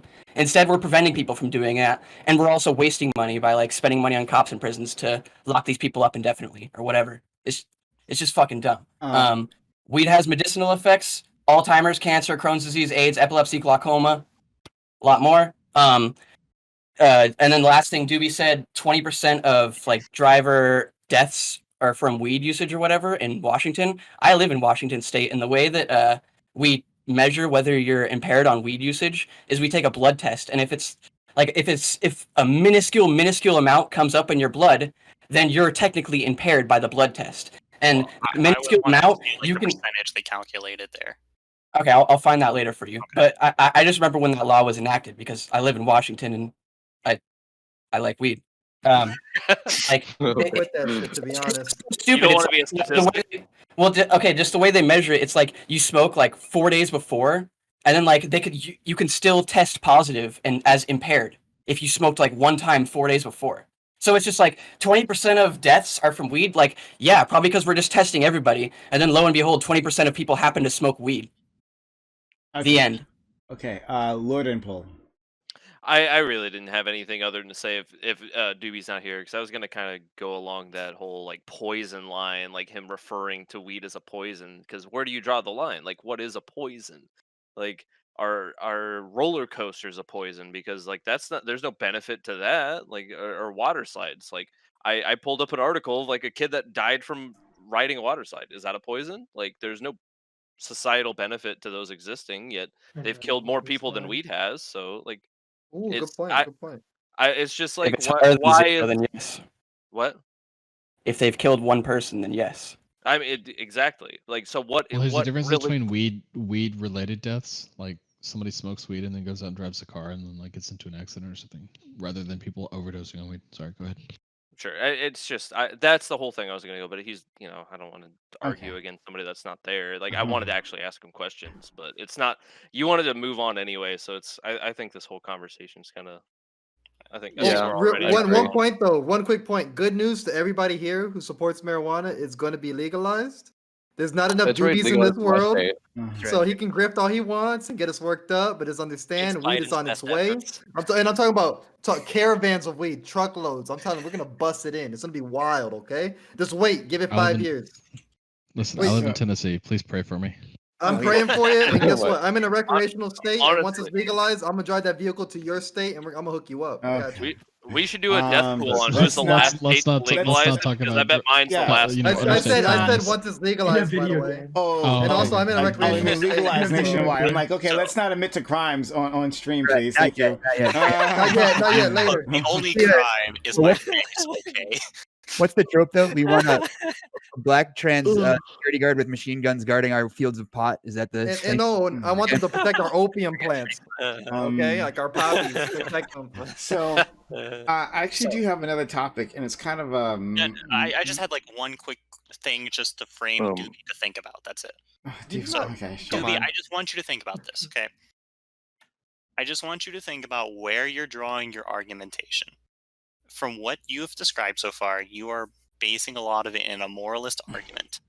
And the problem that comes with that is it doesn't require scientific validation. That moralist argument has historically been used by members of the Republican and Conservative Party. Like, that was a common talking point of Nancy Reagan and continues to be a common talking point of the war on drugs. Where we've seen the war on drugs is fundamentally these are like our people in power have fundamentally like introduced drugs, criminalized them, and then once they've criminalized the drugs, they first off like criminalize like there's a very clear direct relationship here. And the issue is your argument that we should lock them up permanently is like that statistically just doesn't work.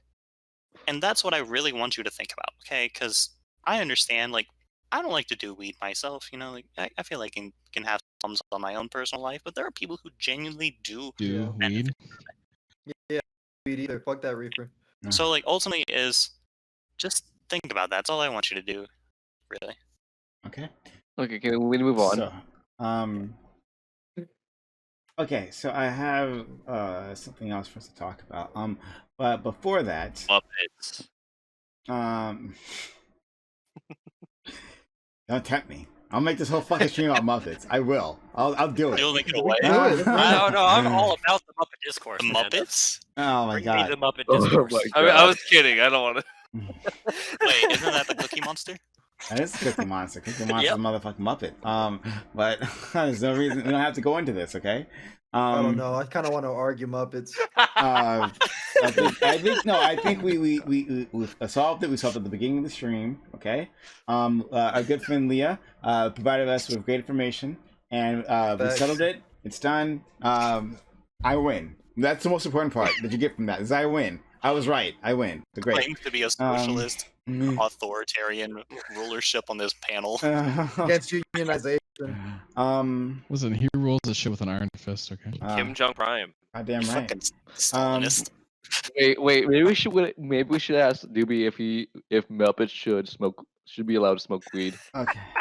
So Oh, did anybody remember that Chappelle Doobie, show? say Yeah, nothing. okay. Hold on, Doobie, Hey, say let's- nothing if Muppets should be allowed to smoke weed. Let's pick a topic. Muppets are made out of ham. I just want to make it Okay. known that I just want to make it known that I'm solely here to back Doobie's like literal what is it called? Not abolition. Fuck. Yeah, ban alcohol because alcohol has caused more fucking problems and harm than all Schedule 1 substances combined. Come and get Yeah, come and take it. Between the two. I classify as libertarian right, I guess so. But I hate both the parties, so. Okay, liberal. All right. I mean, Wait, what do you mean by It's libertarian? not a liberal. Maybe if I keep coming around here, who knows? we'll turn you into a communist one day. Probably not. Yeah, one day. One day I I'll don't be think that's blaring the infectious. Russian national Like- anthem from my car. Being a communist fucking sucks. We just lose all the time and like have to deal with everybody's bullshit. Hey, It's, look, like, but we're just making the world better day by day. That's it. we're talking about it. So I'm making the world more confusing day by day. So I had a topic that was inspired. Hey, Pisco, my good friend Pisco stopped by. Thank you for being here. Yeah, thanks for stopping by, but it's really kind of you. So I had a topic inspired by Dooby, and what happened before with the drug debate, especially on Twitch, right? Does it matter? And can you even tell if someone is arguing in bad faith? Right, like a bad faith actor, right? Like, some people like to call Dooby bad faith, right, all the time. So Anthony, I got a hand up. We'll go to you first. So people like to call Dooby bad faith all the time, that he's faking. First of all, I'm not sure how you can tell. Dooby's actually quite consistent, extremely consistent in his views. And none of you know him in real life. None of you know this man in real life, right? But he gets the target of this, and not just him. There's plenty of others, right, who come on these Twitch panels, right, who are being told they're bad faith, that they're terrible, right? And then that's a way to dismiss their arguments. Well, they're bad faith, so I don't even have to deal with it, right? I can move past this. Should we do that? Like, shouldn't we? If they're a bad faith, that doesn't mean you can't smash whatever arguments they're having, right? Now, you may not be able to convince them. I guess if bad faith simply means they can't be convinced. Okay, sure, but like people rarely get convinced of these Twitch panels. On most excuse me, sorry, my computer's like fucking freaking out. On most most times when you're arguing with a person having political discussion, you can't change their minds, right? But that doesn't mean you that you shouldn't be engaging with them. So what do y'all think? Like, should we be engaging people who are quote unquote bad faith, or should we be tossing them away? We'll go to Samantha. We'll go to Revolt Rise. We'll go to Lord and Pool.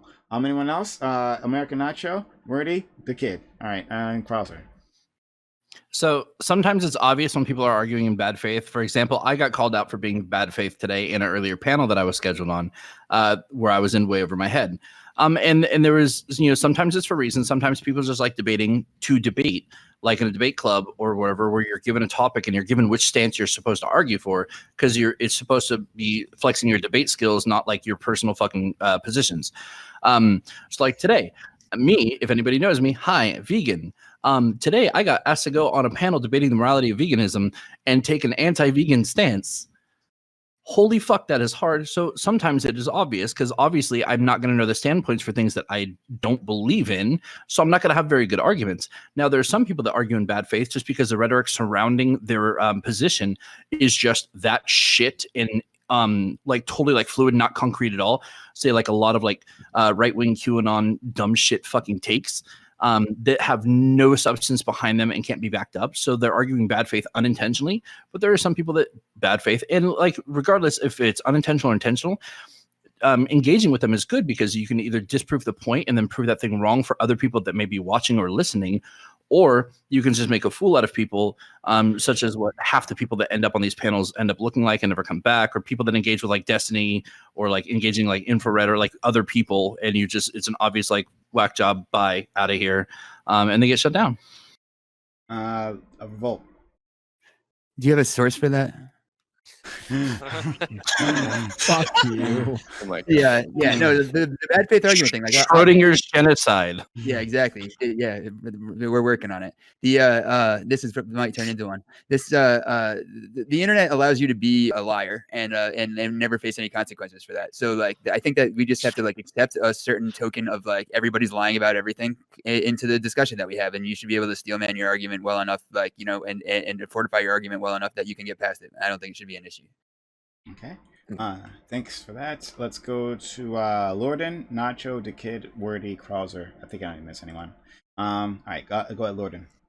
So yeah, I mean, I guess first thing is like, what do we really mean by bad faith? Like, does that just mean like the person that's saying it doesn't actually believe it? Like, that's an open question. Like, if anybody wants, if we can have like a show of hands or something. Like, I think that's what I'm bringing it as. Okay. Yeah, then that's my general understanding of it.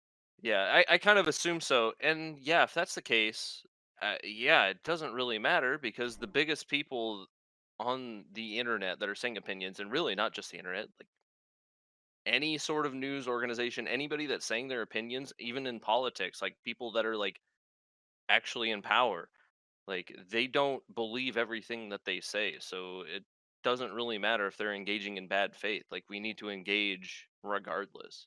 Like Steven Crowder, I think, is probably the biggest example. Like there's a lot of information out there that's like saying that he doesn't actually believe in like the homophobic takes or the anti-trans takes that he says. It doesn't really matter. He has a huge platform and he says them, and it's like it causes harm. So it doesn't matter that he's engaging in bad faith there. Like, he's causing harm. So I think we have to engage with them as they say they are behaving, rather than what they actually believe. Thank you for that. Let's go to Nacho, the Kid, Wordy, Krauser.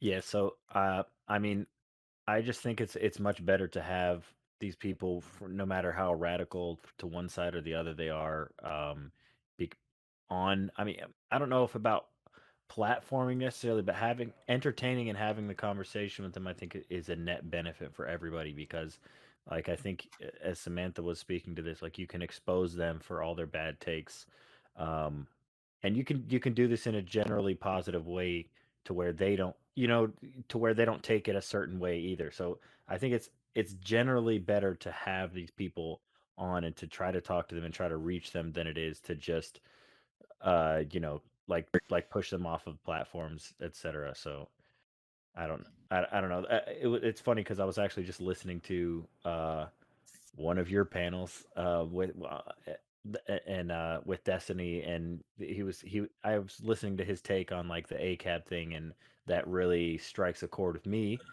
because this is part of the reason why I didn't want to vote Democrat because of the things that I was seeing from the radical left that were being promulgated in the news, and these were the things that were being focused on by the right media, etc. And these were things that I was paying attention to.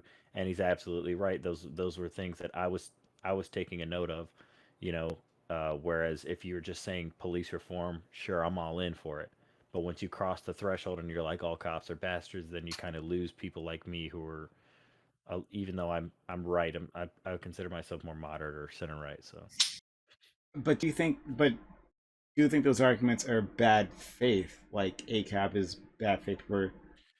Is that what you think? like, I understood your position on it. Like you're saying that it's for shock value. Like you're there to make a statement. Like you're the point of you saying like all cops are bastards is to grab attention. Okay, and then also furthermore, it's like you have your I think you quoted like Hillary, so you're like saying like you have your what you're talking about Oh, that with was your Destiny side who versus quoted Hillary. But I'm not or trying to get back into either way. that debate right now. Yeah, no, I'm I don't just want to bring it there. I'm just saying, no. I don't. I guess, yeah. Just to answer your question, no, I don't necessarily think it was bad faith, but it's just to point out that on like for people who aren't gonna dig any deeper, it sometimes it can hurt a movement. Let's move on. I was actually hoping because it's been I get called bad faith a lot. You mentioned this at the start, right? But it's been my experience that people that do this typically just are like just flabbergasted that anybody could disagree with him, right? That someone, for example, a little bit earlier, Dr. Ko was saying, oh, he's bad faith. He doesn't believe this marijuana shit. But there's a reason marijuana isn't legal in this country. Plenty of people agree with me on that topic, right? So for someone to call me bad faith because I disagree with marijuana legalization, when like a third of the country thinks the same thing, and 10 years ago, far more of the country thought the same thing, it's kind of stupid. I think what that signals to me usually is that these people are in some kind of bubble where they're only interacting with people who have some version of their idea, and they're not really expanding beyond that. And this is why they have trouble engaging with these ideas. That's what a signals to me. All right. So since it's my turn, I can also address Dooby's argument there. So I never said personally, I never said you were engaging in bad faith. I directly addressed my issues with your argumentation. I wasn't talking about you. Yeah. I'm just saying that the issue I have overall is you can measure to a certain extent. You should never really assume unless you have a reasonable inference a person's going to engage in bad faith. But there are a series of circumstances, I think, that can gauge if a person's engaging in bad faith. It's really about the honesty to their positions and the honesty to their foundations. For example, I, as a person, have my foundations. I think they're reasonably informed. I think they're informed a lot by scientific data and evidence. But it also, I recognize to some extent, it's not always going to be fulfilled by scientific data. It's going to be based on a level of empathy, where I think fundamentally is there are a lot of people who are disadvantaged and marginalized within our world. And I fundamentally have that empathy to where I'm okay, why are they being treated like this? And it's fundamentally, it's a mixture of emotion, but it's also a mixture of reasonably informed data. So the reality is you need to be honest with your positions and the reasons you give those positions. Otherwise, if you aren't meaningfully engaging with the underlying foundations of those arguments and not critically examining them, then to some extent you're not really engaging in bad faith. You're relying a lot of assumptions. And for example, a lot of people do believe that weed is a bad thing, but you have to attack the reasons why they believe a bad thing. For example, a lot of the culture that created that for we've had weed in the country or marijuana adjacent substances for centuries now before it was even made illegal. So the issue that you have to ask is with the recent timeline is the why. In that case, you can draw a lot of historical connections between Nancy Reagan, the DARE program. You can draw connections between how drugs were often infused into marginalized communities in that situation. So the ultimate thing is you have to go down to the very baseline level of why those assumptions exist instead of just assuming that they are right. I don't think you're Okay, so I'm a person who Wait, believes can that I? people should. Oh, I guess go ahead. Okay, so to answer like Prime's question, Hold I on, would hold say. on. All right. You weren't on the list. Go ahead, Dooby. Oh, my Respond. bad. Sorry. Well, yeah. So I don't. I totally agree, right? That people should kind of find out why they believe the shit they believe. Right. That's why I got into like Discord and built my community in the first place, right? Is because I went through my own personal journey. Right. I started off in a place because, you know, I was in a bubble, I was in an echo chamber, being fed one side of the argument. And when I started to see the cracks in that argument, I exposed myself to fucking everything else. Right. I think it's extremely important for people to do. But I don't think it makes sense to say that it's bad faith if someone doesn't like necessarily understand the foundations of their belief system, because most people don't. That's the reality. I think most people, it takes a lot of time to get there, right? And maybe I've been doing this for years. Maybe I don't fully understand the foundations of my belief system yet, but I'm trying to, and I think everybody's trying to. Right. So I don't think it makes sense to call someone bad faith for not understanding that yet. I think you can be good faith on the way to kind of getting to, you know, where your axioms are grounded and all that kind of shit. Yeah, but it comes down to the willingness that you're willing to engage in criticizing your own foundations. If you're not willing to criticize those, then you can make it to a reasonable degree that they're going to be engaging in bad faith. Yeah, I can agree with that. I feel like the distinction doesn't even matter, though.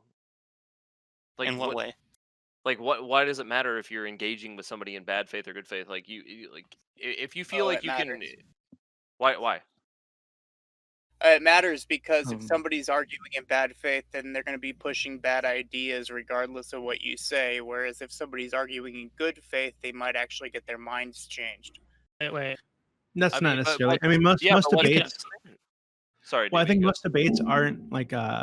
So when I'm speaking to you guys, I generally don't expect to convince most of you. Right? When I'm talking to you guys about like gun control, and we have Be More in here, going, oh, my freedom, come get my guns if you want them, that kind of shit. I don't expect to change his fucking mind. Right? When we're talking to you guys about your drug addictions, I don't expect to change. See, I would consider that kind of. But this is hold on. But So hold on. So and I don't think you guys are. I think there are other things that need to be dealt with before you guys are ready to change your minds about those things, right? There's like an emotional attachment that you have to certain topics, that I have to certain topics.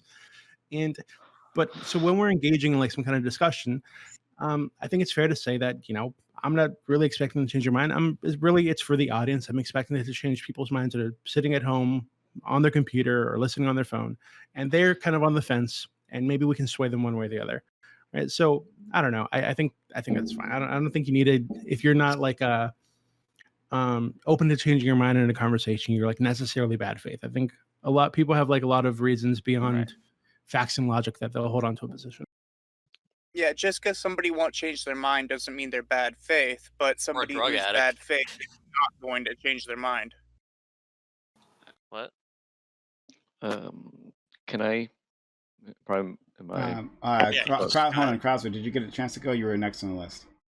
I'll go then. Yeah, I was gonna wait my turn, but yeah, like I think there's what's funny is I was gonna use media as an example of extremeness, and then that happened earlier, so don't have to cut to media anymore. But like I think that there can be absolutely bad faith where like you kicking that guy immediately, I think was the correct way to engage with that interaction. Like absolutely, that is I would call that like the extreme end of bad faith, where like he wasn't here to debate, he just wanted to be shit, and you were like, no, it's good that you didn't just want to deal with that and have that. And so like that is bad faith. But then there's also like I think that to a degree Dooby saying that all of us that disagreed with him must be drug addicts, like that I think is also bad faith. But I think that's the kind of bad faith that can still be engaged with. And so like I think there's a degree of nuance to which just like take it in context, and if there can still be arguments, even if somebody's, and I also think there's a difference between people were saying bad faith. I think that it sounded to me in the chat, at least, that some people were not necessarily actually like they were misusing bad faith when accusing Dooby of it, in that they thought he was more playing a devil's advocate for the sake of stirring entertaining content, which I wouldn't call that bad faith necessarily, because like this is a public platform where at least 50% of the intention is to be entertaining. And if people were bored by, we all were agreeing before all of a sudden the topic changed to marijuana, and then there was at least disagreement. So I don't personally believe that you don't believe what you were saying, Dooby, but I also wouldn't call that bad faith if you didn't believe it and you were just giving Prime better content. Like, I think that could not be bad faith. That's just, if that was the case, and again, I'm not saying I think that was, I think that would be something different and it's fine. I think I have a. Sorry, somebody else go. First, before I make this statement clear, I'm Prime. I'm sorry about allowing that person from coming in from letting that happen on my behalf. I'm seriously sorry about that. But going back to what I'm going to be This saying guy about can't be on this what panel. faith. Generally speaking, when I think of like bad faith, I generally think of it like associated with the term like grifter as well, because I think this because it comes down to like a selfish slash complicit narrative that you spout in order to achieve like a specific political goal, even though you may not agree with it, which is why I would, under this banner of like bad faith, I would consider like grifter slash all these terms to be that. That's all I have to say.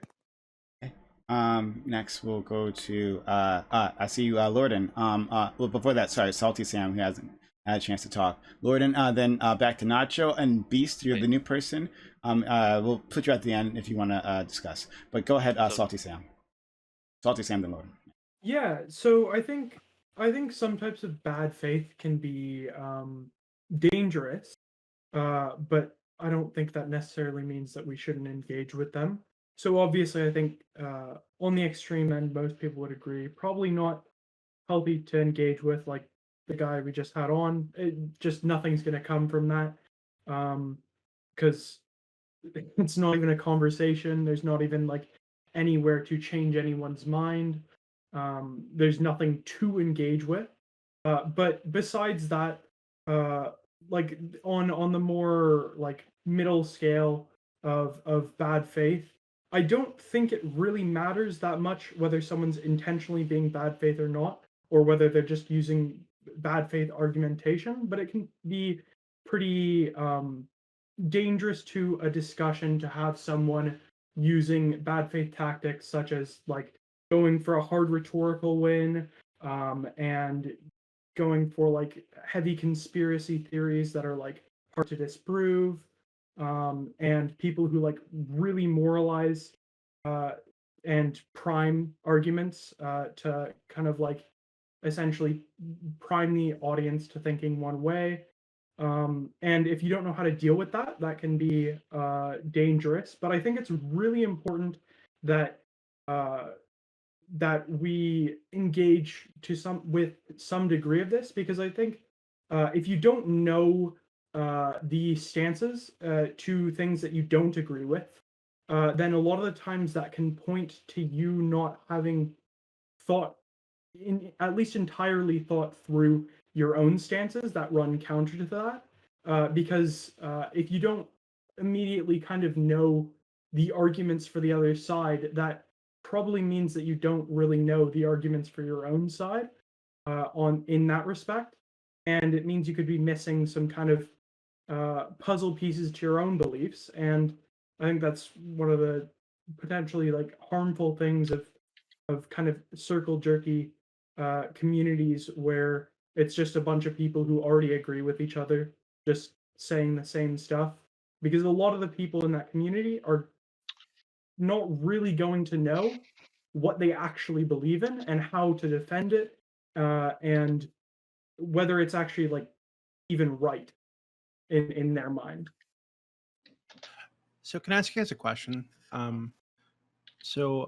I've been like around like debating communities for a long time, right? So I've heard a lot of arguments, and I can regurgitate a lot of arguments that I disagree with. So sometimes what I do, like in my community, for example, is I will pull out like the name of the trade argument, right? Which is like a pro-veganism argument.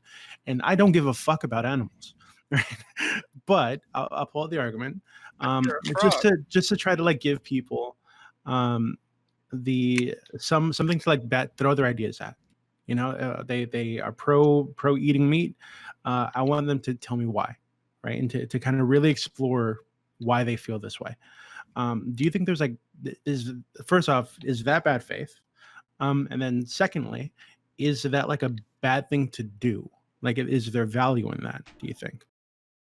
Well, I have to ask the question is to So- what extent are you fairly representing the arguments? Like, just because you can take a position such as like the veganism versus anti-veganism, like if you are inherently like anti-vegan, but if people are inherently vegan, and if you take on the position of being a vegan, then you have to ask the question as to what extent are you meaningfully represent, because you have to admit there's going to be a level of bias, and if you're already assuming the argument is wrong, you may to some extent like not be wanting to actually represent a fair argumentation, but you want to, in a way, kind of set up sometimes a straw man. I understand what you're saying. Let's So say you're saying that I might be presenting them a flawed version of this argument that kind of like a straw man's the actual argument and just makes vegans look bad. Yeah, I'm totally aware of that. But I feel very confident in my ability to make these arguments. But just Right, because so- you're but I- confident doesn't mean you're necessarily effectively representing the Right. argument. Like, I'm confident in my positions, but I probably have some flaws in my positions that could be worked through, thought through, use some more evidence, more data, and like that's the issue I have Right. there. No, that's like a good example then. Like, does that make you bad faith for people that hold your opinions then? No, Because, it doesn't like, necessarily. let's say Dooby can perfectly represent, maybe even better than most vegans, hit the opinions of vegans. He doesn't believe in that. Does that make him bad faith, or does him being bad faith even matter? Like, what does it matter? Well, it matters because if you don't fairly represent the arguments, you can't have a person actually meaningfully engage with But the we're saying discourse itself. he is representing the ideals perfectly in his rhetoric. Like, everything he's saying represents their ideals perfectly. Like, if you can effectively represent the ideals perfectly, but to some extent you're never going to perfectly represent the ideals. But why is that the standard? I think most like just using that argument, most vegans wouldn't be able to make that argument effectively. Right. Right. So why is the standard like Mostly that I would high? say it's intent, and which is why I think that like accusing someone of bad faith like requires a lot of evidence to use, because like I think that there's a degree to which it's assuming you know whether somebody like what somebody is inside that's against what they've been saying externally. And it's like I would say that like I would put a higher level at calling somebody bad faith in that sort of a scenario specifically, just because like I think that the difference is the legitimacy. And again, like feel it. I'm not personally one that I like assuming I know the legitimacy of somebody else's views, because policing that's just gross to me generally. Like I need a lot of evidence to feel comfortable with that. Right. Again. So like, how do you determine it? Like, Well, I feel like it's not a hard or fast rule. It's usually you have a level of experience, and then from there, interacting with a person can indicate to some extent. Like, it's not a perfect standard. Not like this is all very, very based on subjective opinion. And people are going to differ across like multiple levels how they determine who's good faith or bad faith. But there is, to some extent, if you have a connection with them, I would make this argument that you have an experience with them, you've interacted with their arguments, you've interacted with the methods in which they construct their arguments, then you can, to reasonable degree, based on inference, not an objective opinion, that they have a bad faith or good faith engagement. And then what does that like? What happens after that? You've concluded that. Then what does that mean with your engagement further on? Like, obviously you can stop, but like, what does it mean for them that you've concluded that they're bad? In that case, there's a series of things you have to consider. You have to consider like your audience. You have to consider what effect that you're going to have on them. You have to consider all these factors, and so it's really a determinant of what effect you're going to produce by either engaging or disengaging. Like, I'm of the mind, if a person's presenting a bad faith argument, you try to address that argument, and then from there you're like, okay, you're being bad about this, and there's not going to be anything productive coming from this discussion itself. So from there, like, it comes to a certain extent, like if a person's continually engaging in bad faith argumentation, you're not going to produce productive conversations, and then from there you just got to cut it off. So I kind of lost track. I apologize. So Lorden, you just talked. Wordy, and Salty Sam, did you get a chance to go? I'm making sure. He went before. Okay, just making sure. Yeah. Okay. Although then I did just want to real quick. Yeah. So I just wanted to real quick say I don't think it matters whether someone believes actually believes in what they're arguing for. I think where it really comes down to is whether or not they're properly representing it. Because if they are properly representing it to enough of a degree, then they're not going to be using bad faith argumentation, which means that essentially the harms of even if you were to call it bad faith are almost entirely mitigated. And because of that, like, I don't think it matters whether or not someone believes what they're arguing for, assuming they are giving those arguments without engaging in like a straw man or anything like that. let's go to Nacho, Beast, Sam, and then Sam the Human. Yeah, so I just kind of wanted to make a point too, which was kind of being it or was in tangent earlier, which was like because it came up because obviously the idiot that just came through. It's like engaging and plus from like being in Dooby server, etc., and hearing people like kind of like bash Dooby server, like engaging in private versus public. Like I have a like a respect for like that politics server because there are certain people that you can address, you know, in private. Obviously, you can give someone a little longer chance than you would be able to give them on here and maybe pick their brain if there's anything there to pick. And then you can move on from there because even then, even those people every once in a while you can turn, even the crazies that are like that. Um, and then on both sides, I think we have to deal with like the gotcha gophers, I like to call them, where it's like there's people who are, I don't know if I would necessarily call it bad faith, but it's like they can derail a whole conversation with not no real intention. They're just trying to look good, and I think someone even had probably already touched on it. It's basically something to the extent of like just for content. So people who are just arguing just for the sake of arguing, just trying to contend just for the sake of making an argument because you're in a circle of people who mostly agree on a lot of things. So I don't know if hopefully that makes sense because I was I smashing guess I everything don't. together that was being I talked guess I about. don't know if that would still even be qualified as bad faith. And again, Right, I it's don't know like if that would matter. And like I just still don't yeah, know like what the difference, like why it matters if people are arguing in bad faith, whether or versus if they're not. Like if you are arguing about something and you're both trying to make your point to some degree, then whether you believe it or not, I don't think matters. Like if you're trying to influence people outside of between you and another person, it doesn't really matter if you're arguing in bad faith or good faith or whatever faith. That's I don't know. Maybe somebody else can convince me otherwise. Let's go to Beast and Sam. Sam the Human. So my point is, I think you should try to your best to be honest about things, even with your playing the devil's advocate, because there's a lot of times that we'll take on positions that we don't genuinely believe just for the sake of argument and just for the sake of pushing the conversation forward. But at the same time, you have to be honest about that, not just not just for yourself and for your own identity, but for the people who are watching. At that point, people have to realize that what they're arguing against, no matter how well you know that argument, is still a fantasy.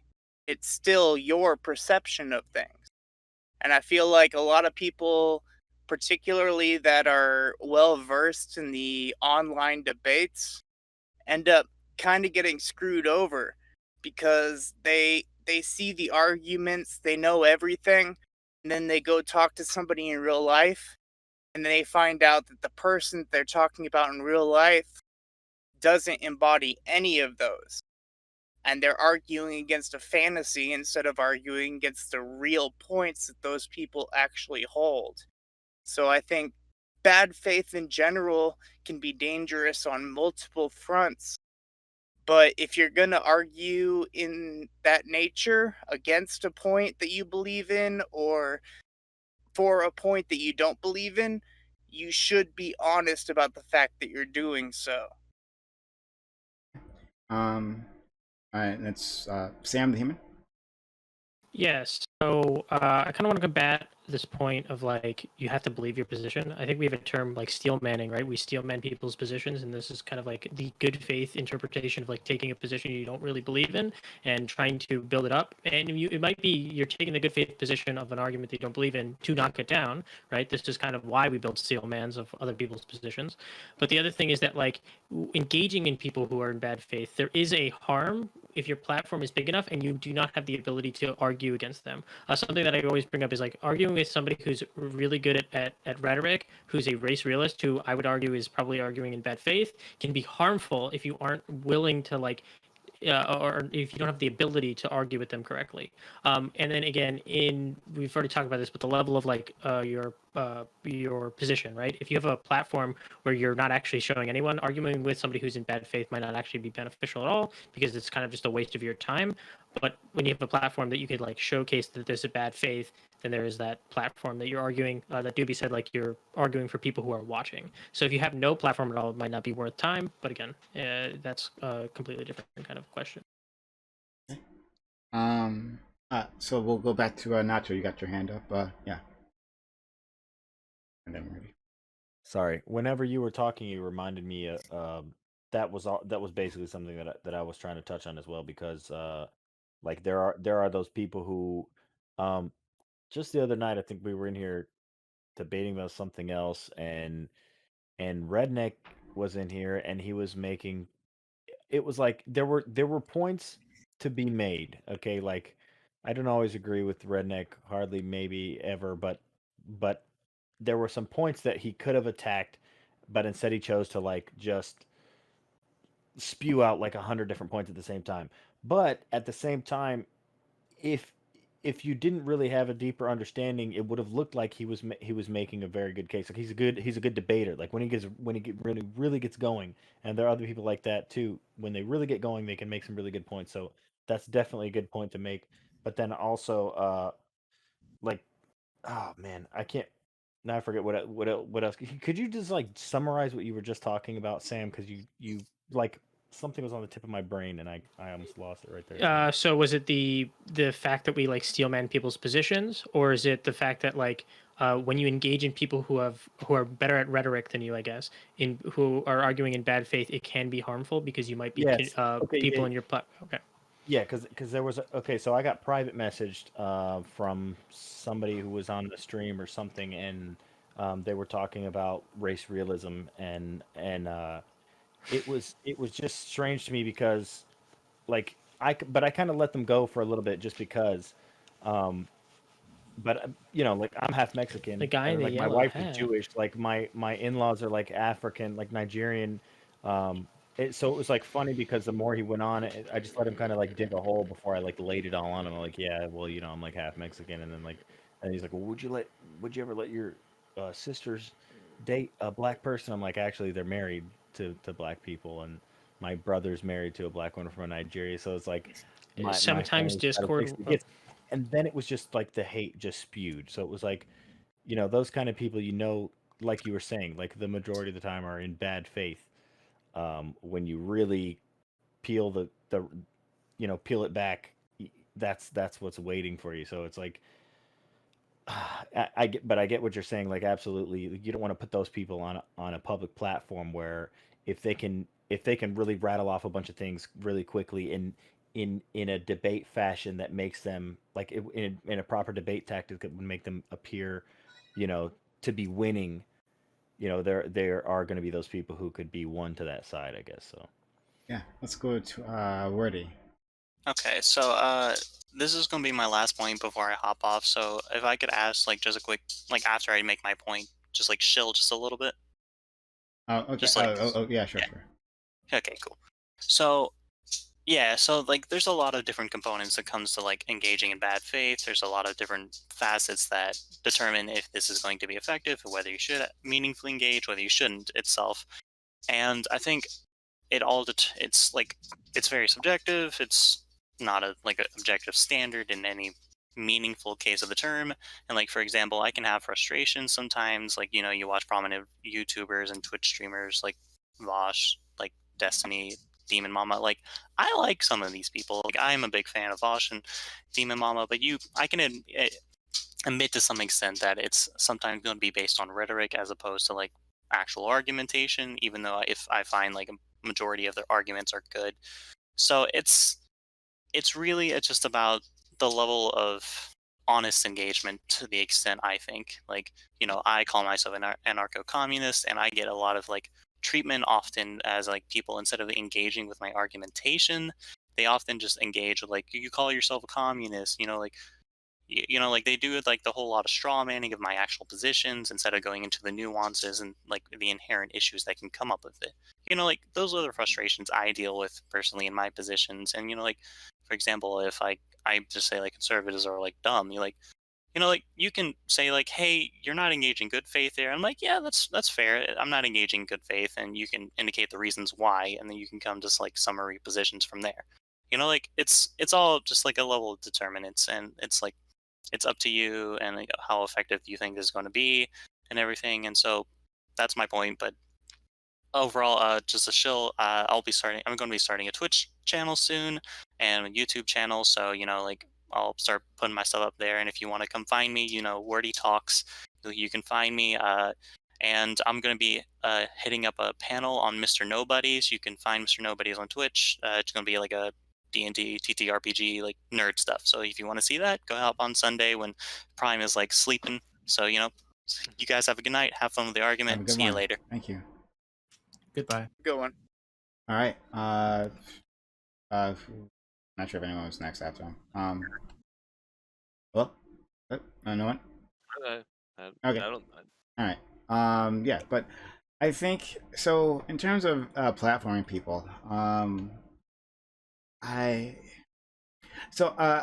think there's definitely a utility in dealing with people back. I think Sam hit the nail on the head. Sam the human hit the nail on the head when he said that a problem is like not being able to argue against them, right? Like if you can't actually do that, then there's a problem. But other than that, I think because people believe these arguments, right? So other people, there's gonna be people within your audience who believe these things, right? Or believe parts of these things, and so now's the time to knock it down. So I'm fine. People are like, oh, he's arguing bad. That doesn't necessarily bother me, right? It doesn't like you bother me, unless they try and harass, of course, members of my community. Then that's a problem. But other than that, it's not actually an issue. At least not that I think of. But like I see it bothers everyone else, right? When they accuse someone of being bad faith, right? Like, well, I'm sure you don't actually believe what you're saying. No. Sometimes I think maybe it might be a bit more obvious than others, but other times I don't think it's so clear. Again, everyone thinks DB is arguing in bad faith. Is that so clear? Do you know this person? He that's misfired more than it's fired correctly. Say it again. I'm sorry. I think that's misfired more than it's fired correctly. Yeah. Yeah, I mean, like I said earlier, the way that reads to me usually is, it's like I can't believe someone would disagree with me. Is the way that sounds to me.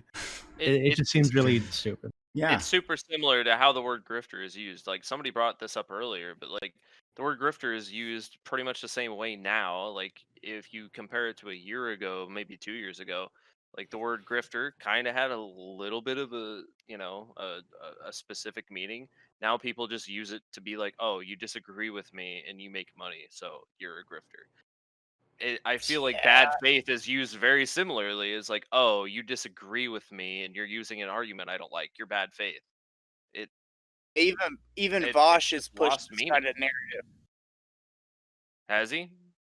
Yeah, like he was talking about either shilling or grifting, I can't remember, but he was talking about it like it was just hustling. And that's different I mean, grifting is a con, shilling is a con for somebody else. So, like, these words have definitions. I mean, I guess, but they diffuse at some point. Like the definitions, they change. And I don't know what the true too. definition of grifter means anymore. I don't know what it means. It's basically useless. When I see somebody call Well, somebody a grifter, like I know my own personal definition of a grifter, and I know who I personally would call that, but Fallen I can't. hour. Fallen hour. That's you. But I mean, yeah, he's a liar. He 100% is a liar. I don't know if I'd call him a grifter just because I don't know if he's No. making money off That's literally no. Literally, like that's there's a lot of people like if you're doing something. So I had not a debate. I had a screaming match with Tiffany Starr. I would consider. I had a screaming. No, I had a screaming match I like with her. her opinion, so No, no. This isn't bad about Tiffany Starr, but we were having like a talk about Blair White, and she was calling Blair White a grifter. Like she was accusing, and like I have yet to find proof of this. And I lied. I really tried and went and looked to try to find proof that basically Blair White was taking money from Republican like platform things, like not in the sense of like you are being paid for an appearance, but more in the sense of you are being paid to have this opinion and publicly speak on this opinion, whether they believe it or not. Okay. She So, like, claimed that Blair White was that. Like that's what she was doing. yes. I don't know. Is Blair White a grifter? No. Honestly, Blair White. Probably not. No, Blair White wouldn't make a YouTube for 10 years stating all these opinions, and then within last year take money to state the same opinions she's been spouting for fucking years. Right. That's not Yeah. grifting. This Blair White actually believes a lot of this rhetoric, and I was trying to have this discussion on the base of like when someone actually holds these beliefs, like that's when you can actually have a discourse discussion and probably like de-radicalize them and stuff because you're talking to a person who actually has a belief in this stuff that you can try to change, rather than like this person's just being paid to have this type of opinion and spout this type of bullshit rhetoric, and you're not going to change their mind because they don't have that. You're trying to sway their mind from an opinion that they don't actually fucking hold. So they're not actually listening to your arguments because all they have to do is just sit there, wait for you to done speaking and spout more rhetoric just to like fucking spite you. But does anybody ever change their mind on the internet? Yes. If anybody has paid attention to the All Trans Everything panel that I put on with like on Prime K's platform, right? I literally on the screen, on stream, came out, apologized, said my mind was changed, and reversed my stance on an opinion because I had been faced with rhetoric that changed my mind. Go ahead, Sam. Yeah, so I actually have a good question. I don't know if someone brought this up, but the Tim Pool controversy that happened on recently, where he said that he's going to purposely lie about his positions on Twitter so that people misquote him on purpose. But like, what are people's opinions about that? So he'll lie. I want to understand what you're saying. So Tim Pool is saying he's just trolling. Lie about. Yeah. So right. So recently he's been posting. Yeah. Basically, he's been posting things like he said that he would post things like trans rights, or and stuff like that, but then not actually believe it, so that people would quote him, and then he can call them out for quoting misinformation. That was his reasoning behind it. So yeah, his big. We can probably pull it up on Twitter. Yeah, there's a. That's really dumb. That's really dumb. So like, how is that? That's really how do you combat people who are public about their grifting? That's what I don't understand. Like, how do you combat that? Like, this is on his podcast. Okay, so but this is something that we've seen happen before. Like we've seen this with like the Church of Kekistan and some other like meme culture things that arose, like where we knew very clearly that it was like a meme, but then it got so big and spread so much that even like the mainstream media picked these things up, and then they're like reporting on this like this is an actual thing. So I don't really know. I mean, Well, I that's think not really an 4chan answer, is but its own fucking like area. Anything that comes from 4chan should be relegated to from 4chan. Let's go to let's go to Feline Father. Thank you for being here, buddy. Oh, hey, good to be here. I just finally finished my my office here. So, it shouldn't be changing anymore. You know, it looks should be like good. the I like That it. makes me sad. I liked when you were just like kind of splayed across your bed. Like, I was about to say, I was about to say that don't was worry. messed Hey, up. don't worry. I set up a part of my office for that. Don't worry. Yeah, there's another side to this too. Yeah, I'm sure. You can't see it, but like if I turn my camera, like there's a really nice setup over there. There's a swing and everything. Hell It's great.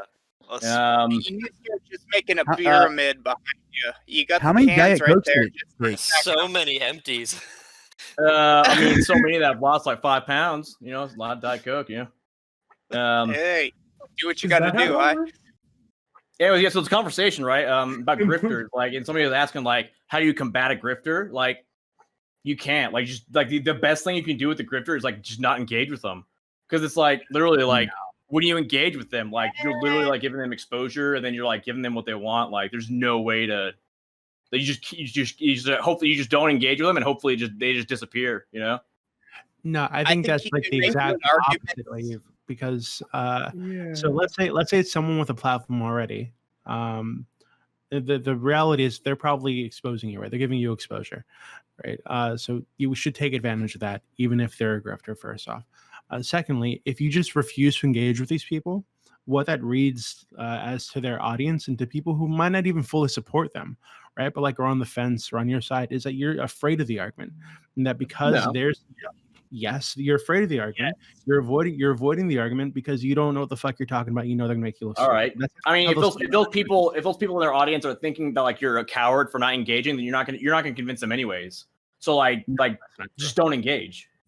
You don't necessarily have to use it as an opportunity to engage them, though. You can use it to bolster people that already know your beliefs, already believe what you believe. You can also use it to engage people that just are uninitiated. You know, you need something to combat them because they are just broadcasting their views just wide. Yeah. They're spewing it like a fire hose. You need something to combat that. If you're just gonna be like, oh, I'm not gonna engage in that because it's but I mean that's the thing, right? Like if you're gonna engage those grifters on their own platform, like they're not gonna give you the chance to even do that. You know what I mean? Like so it just leaves the situation. It's a different thing. Huh? Like if you're engaging a grifter like here on a mutual platform, that's a different thing than engaging them on their own platform. No, I agree. Yeah. Or even you could potentially. Let me rephrase what I was saying. Like when I said like don't engage them, like I meant like don't go on their platform and engage with them, right? Only like if you're gonna like talk to them or you're gonna have some like rhetoric with them, like do it on like a neutral platform or on your platform. I think even that depends. Like people going like Jesse Lee Peterson. I don't know. Maybe he's not considered a grifter, but it. Again, the lines blur at some point. There are plenty of left wing grifters, right? So I mean, entertainer. So like I think they're like just refusing to engage with these we can all people. agree. I don't agree with that. I think just refusing to engage with these people just makes you look like a coward. First off, I mean that's like your opinion, man. You know, no, it's like, it may look like for you it may make you look like a coward. But like, oh my god, feeling you got to remember, not everybody who watches their videos or whatever is like fully on board with what they believe. A lot of these people are just getting into it, want to know, like, are trying to figure out their own positions, so they're listening to people from all over. And if they turn on to like fucking, I don't know, I'll use Lauren Southern for you or some shit, right? And she's like, oh, I try to find some leftists to debate, and they just won't debate me. They just refuse to engage with me. Well, then, hey, it looks like Lauren Southern's the chat, and you guys are all just running away from it. That's all right, obviously what? a lie, though. Like if those viewers, if that's what those viewers other. take away from that is that you're a coward, then you're probably not going to convince them anyways. Like your energy would be better spent like actually trying to engage those who are like, who are like not like, who actually have their mental faculties, right? And like they'll actually like can't actually discern through the bullshit. No, I think people like Vosh and like Destiny and people who've actively like sought out the quote unquote strong debaters on the right have done so much to pull people away from the right. And people on the right, like Nick Fuentes, even before he was like the big banned from fucking everywhere, he would seek out debates with left wingers all the time. And I think he converted a lot of people to his positions that way. I think it's very effective. Yeah, but I doubt that he converted people to his positions from that person's audience. I since no, I don't think that's true. How many stories have you heard like within like from like Vosh and Destiny fans that said they were like alt-righters and they heard their idol go on and lose a debate with Destiny and they started to reconsider their positions. Happens all the I time. don't know how many people. You tell me. I highly doubt it's not. I highly doubt it's a lot. Well, if you're going to go into figures, that's a bullshit argument right off the bat, because you want figures of how many people were converted on this social media individual. There's no way to get those. Yeah, you're right. So then how does that strengthen your argument in any way? It doesn't strengthen or weaken. that's the point is literally that what happened with me. I used to be. One second. Hold on. One I second. used Let's to hold be a on. Hold on. right-winger. Let's let Beast finish his point. Then we can go to you, Salty Sam. Go ahead. Mhm. Beast. Oh, yeah. No, like, you can't verify these numbers. You can't say one way or the other, which they are. So you cannot take a point on one way or the other. You can't verify it. Yeah, I agree, and that's why I think the argument people telling me that Vosh and Destiny like debating all these alt-right people and like pulling people from alt-right is just a stupid argument because they can't quantify it either. Well, they kind of can because of the amount of people. Okay, well, that can they quantify it or can't they quantify it? Because you're kind of like flopping here. You can point to a certain amount of individuals who have stated that they were converted by this point or this individual, then you can say that approximately this many people, but you can't actually equate exactly how many people. There's so many damn people that come onto Vosh's channel and say, you converted me from the alt-right. So we can say that Vosh has converted people from the alt-right. The exact number, unknown. But you can say the that's same what I'm trying to say. Well, but Feline, how do you think you like change these people's minds? If you Generally speaking, yeah, you can't, right? People have to actually be in the state of mind to want to have their minds changed, right? And that's why I'm saying, like, you don't engage them on their platform, and you just worry about your own platform and like figuring out unique ways to try and like reach that neutral group, right? Or like you try and do your own ways to reach out to untapped potential. Trust me, like I've been wrestling with this myself, like with something similar to this, like the last like month and a half. And the way that I was going about it earlier, it was told by my group of friends that it was not a good way of going about it. And I was wasting a lot of my time and energy, and I agreed with them. I agreed that they were they're onto something. So I changed my tactics. And if you're wondering, it has to do with like COVID-19 denialism and like dealing with all that stuff. And when I changed my tactics, I started having a lot better results, right? Because I stopped trying to, attack the people who were like spreading the misinformation. And I just started, trying to reach out, trying to like get into that untapped group of people who are untainted, if you will. Let's go to Salty Sam Krauser, then Sam the Human.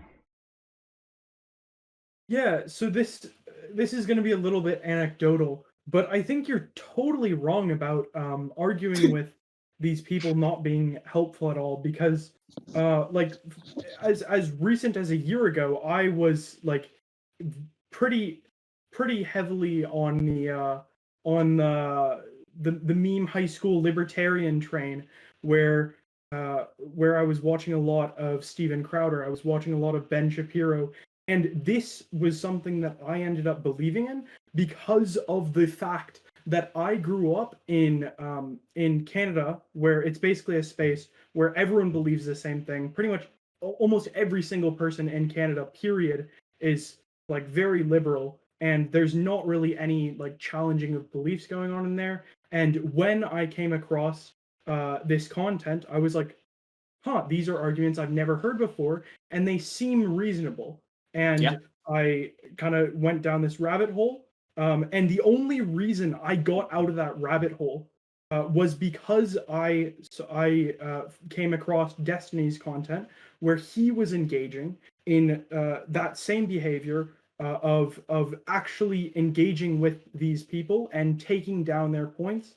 And again, it's totally anecdotal, but like I would be pretty confident in saying that there's a reasonable number of people, to the point where it's pretty significant, that are not going to just be convinced of your argument without being without anyone engaging. Again, like I'm I'm glad you're trying to quantify. Like, there's probably a lot of people who have done this based off your own anecdotal experience. Like, that's what I'm saying. Like, if I can't quantify it, then you can't quantify it either. All I'm saying is like, No, and again, like, I kind of want to like address people in chat, right? I'm not saying you can't change people's minds, right? I'm not saying you can't like change people from the alt-right, or you can't like change people from like extreme ideologies. What I'm saying is that it's a waste of time, right? Or it's like it's a waste of time to try and change these people's minds and engage its audience on the other person's platforms and their terms, right?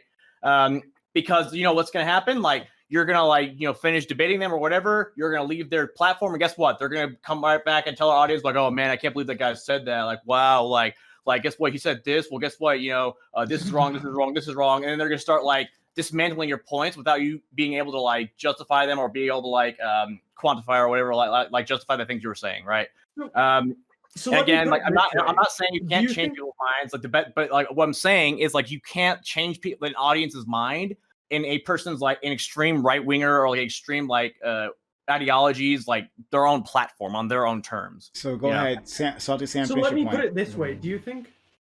Yeah. So let me put it this way: do you think that it is reasonable to say that there will be an increase of people who have their minds changed when they actually see people engaging with this person and going against their points, even if it's on their platform, versus no countering of it at all? Because I can guarantee you that the people watching this right-wing content aren't going to be actively searching out the left-wing content that goes against it, so you can't fight it from outside of their space. Do you think that it is reasonable to conclude that you're going to increase the number of people that are moving over to your side if you are forcing them to see these arguments by actually going onto their platform? Because again, they're not going to see it outside of that platform.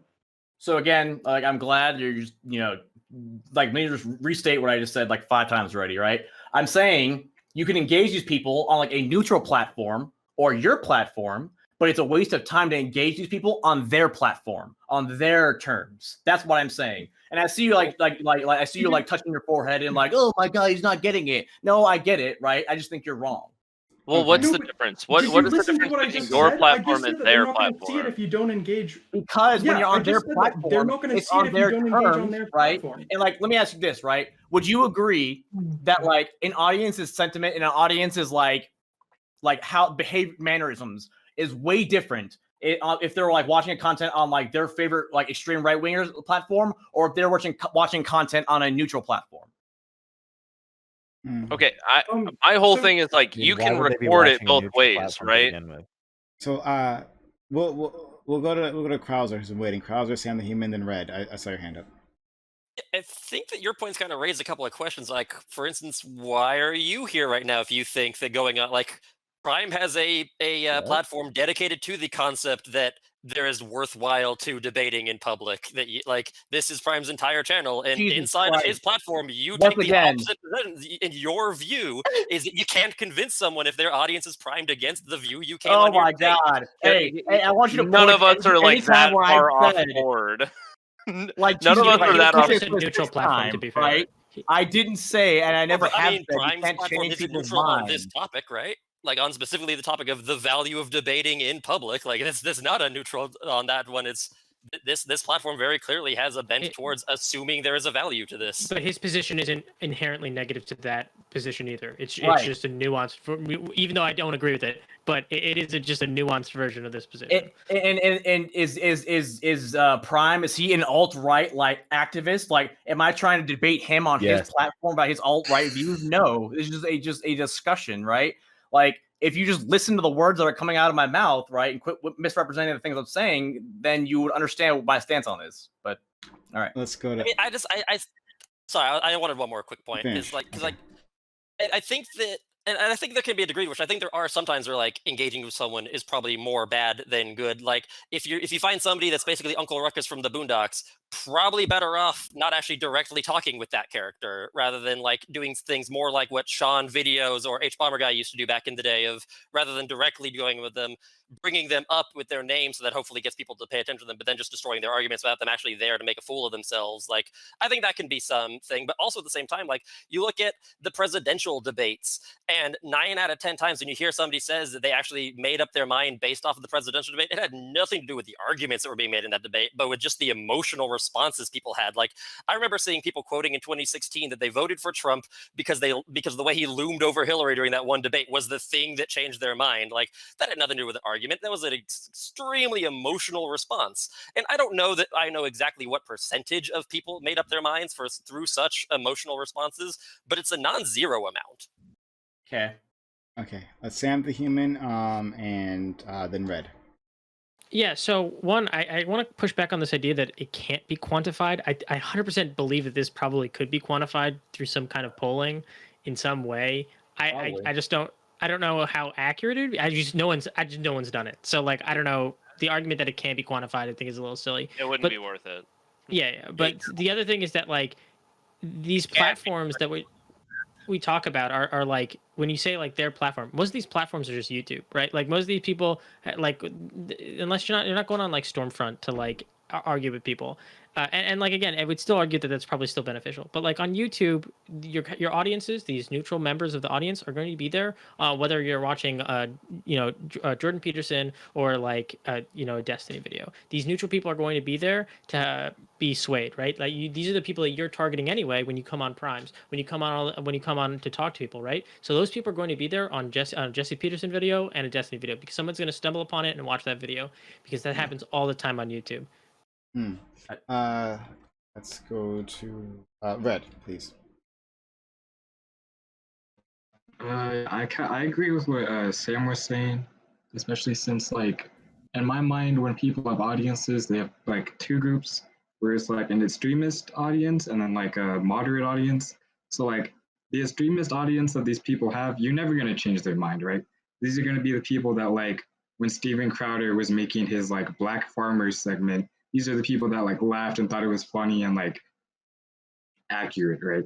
But then you're going to have like these moderate groups in their audience that like they'll watch Steven Crowder every now and then. They only ever like really watch when he's doing those like change my mind videos and stuff like that. And then these are the people that if you like talk to Steven Crowder and like you go to his platform, he's going to try to make you look silly and stupid. And to the extremist audience, they're going to be in agreement with him and be like, yeah, look at that leftist libtard idiot.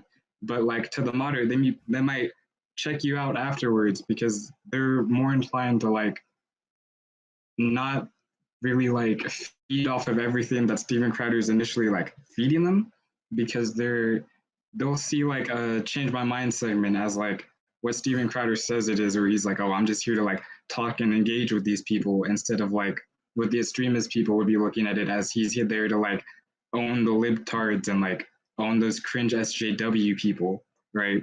So, and then like if you can prevent any of these like people in the moderate group from turning into that extremist audience, then I think that's like a job well done. Like if you convert like even like just as little as 3 people, that's still 3 people that are now like not having these extremist views that Crowder would have fed them if you hadn't been there in the first place to talk to him.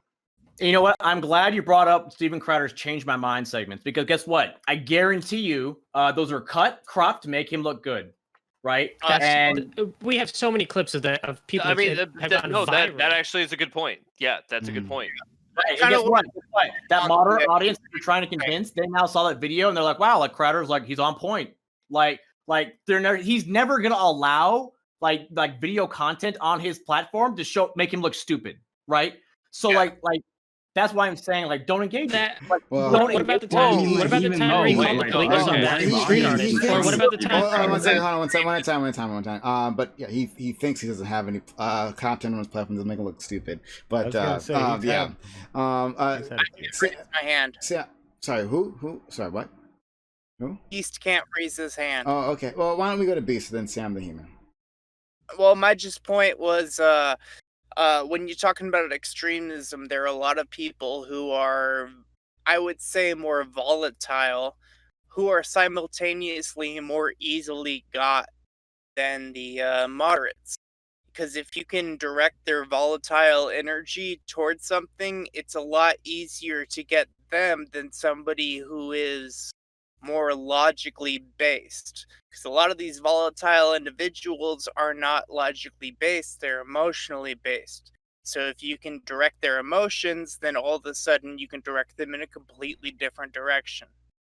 And that's all I wanted to say on that. Sam, human. Yeah, I mean, again, I just want to reject the point that like even if you try to edit for everything, right? If your primary goal is to make content like Steven Crowder, there's going to be clips of you doing dumb stuff that people are in general going to find like horrendous. I think like calling the police officer on the street artist after the Black Lives Matter stuff, that was like a horrendous thing that a lot of people saw that he published. He published this that made him look like an idiot.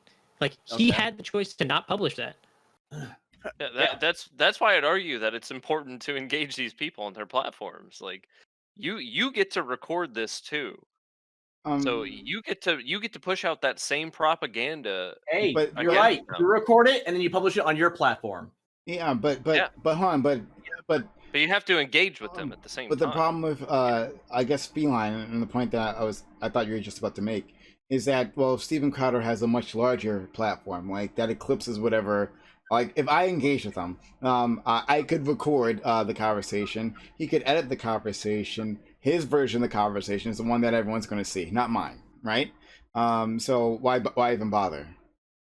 I mean, you should still record it. I If you have agree. the full conversation, if you have the full conversation, I feel like that has a lot more purchase in at least Does today's it? environment. But if no one sees it, then how does it have purchase? I mean, Well, it's like the juice isn't worth the squeeze at that point. You know what I mean? What?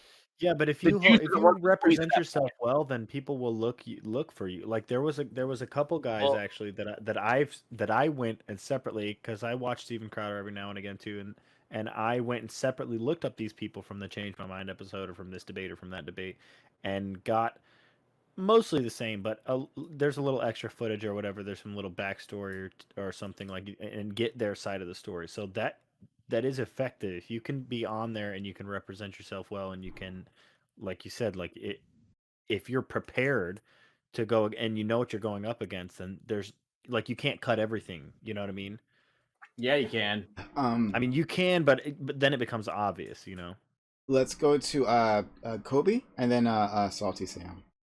Yeah, so like I'm sympathetic to a lot of the arguments being made about the idea that like a lot of the times goodwill or what's it called, good intentioned people can end up like just becoming basically like meat for the slaughter for a lot of like right wing or not just right wing demagogues, it's demagogues in general. Look at Infrared. He's left wing. He's a tanky, but he does the same thing, right? He has people come on and they look silly because they don't know some obscure fact about the Holodomor or whatever, right?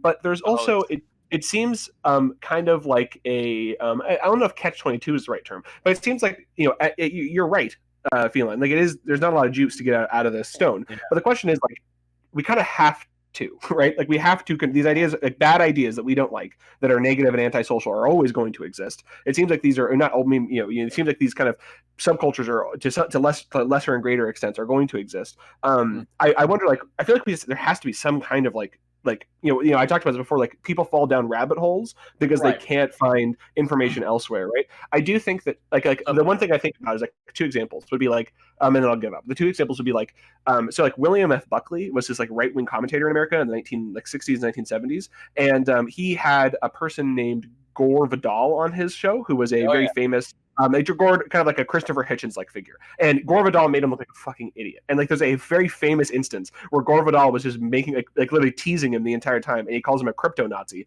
And the other guy first record like political pundits, right? Yeah.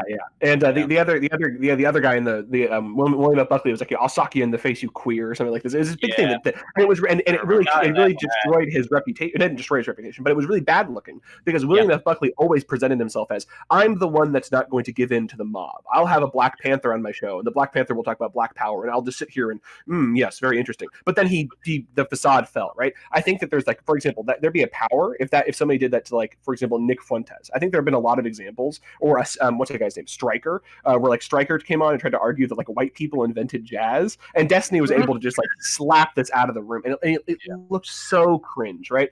So there is use to this, but I would also argue that stuff like, for example, Holocaust denial, it's just so difficult because somebody can machine gun out 5 insane anti-factual things, and then you have to address one of them. So, go ahead.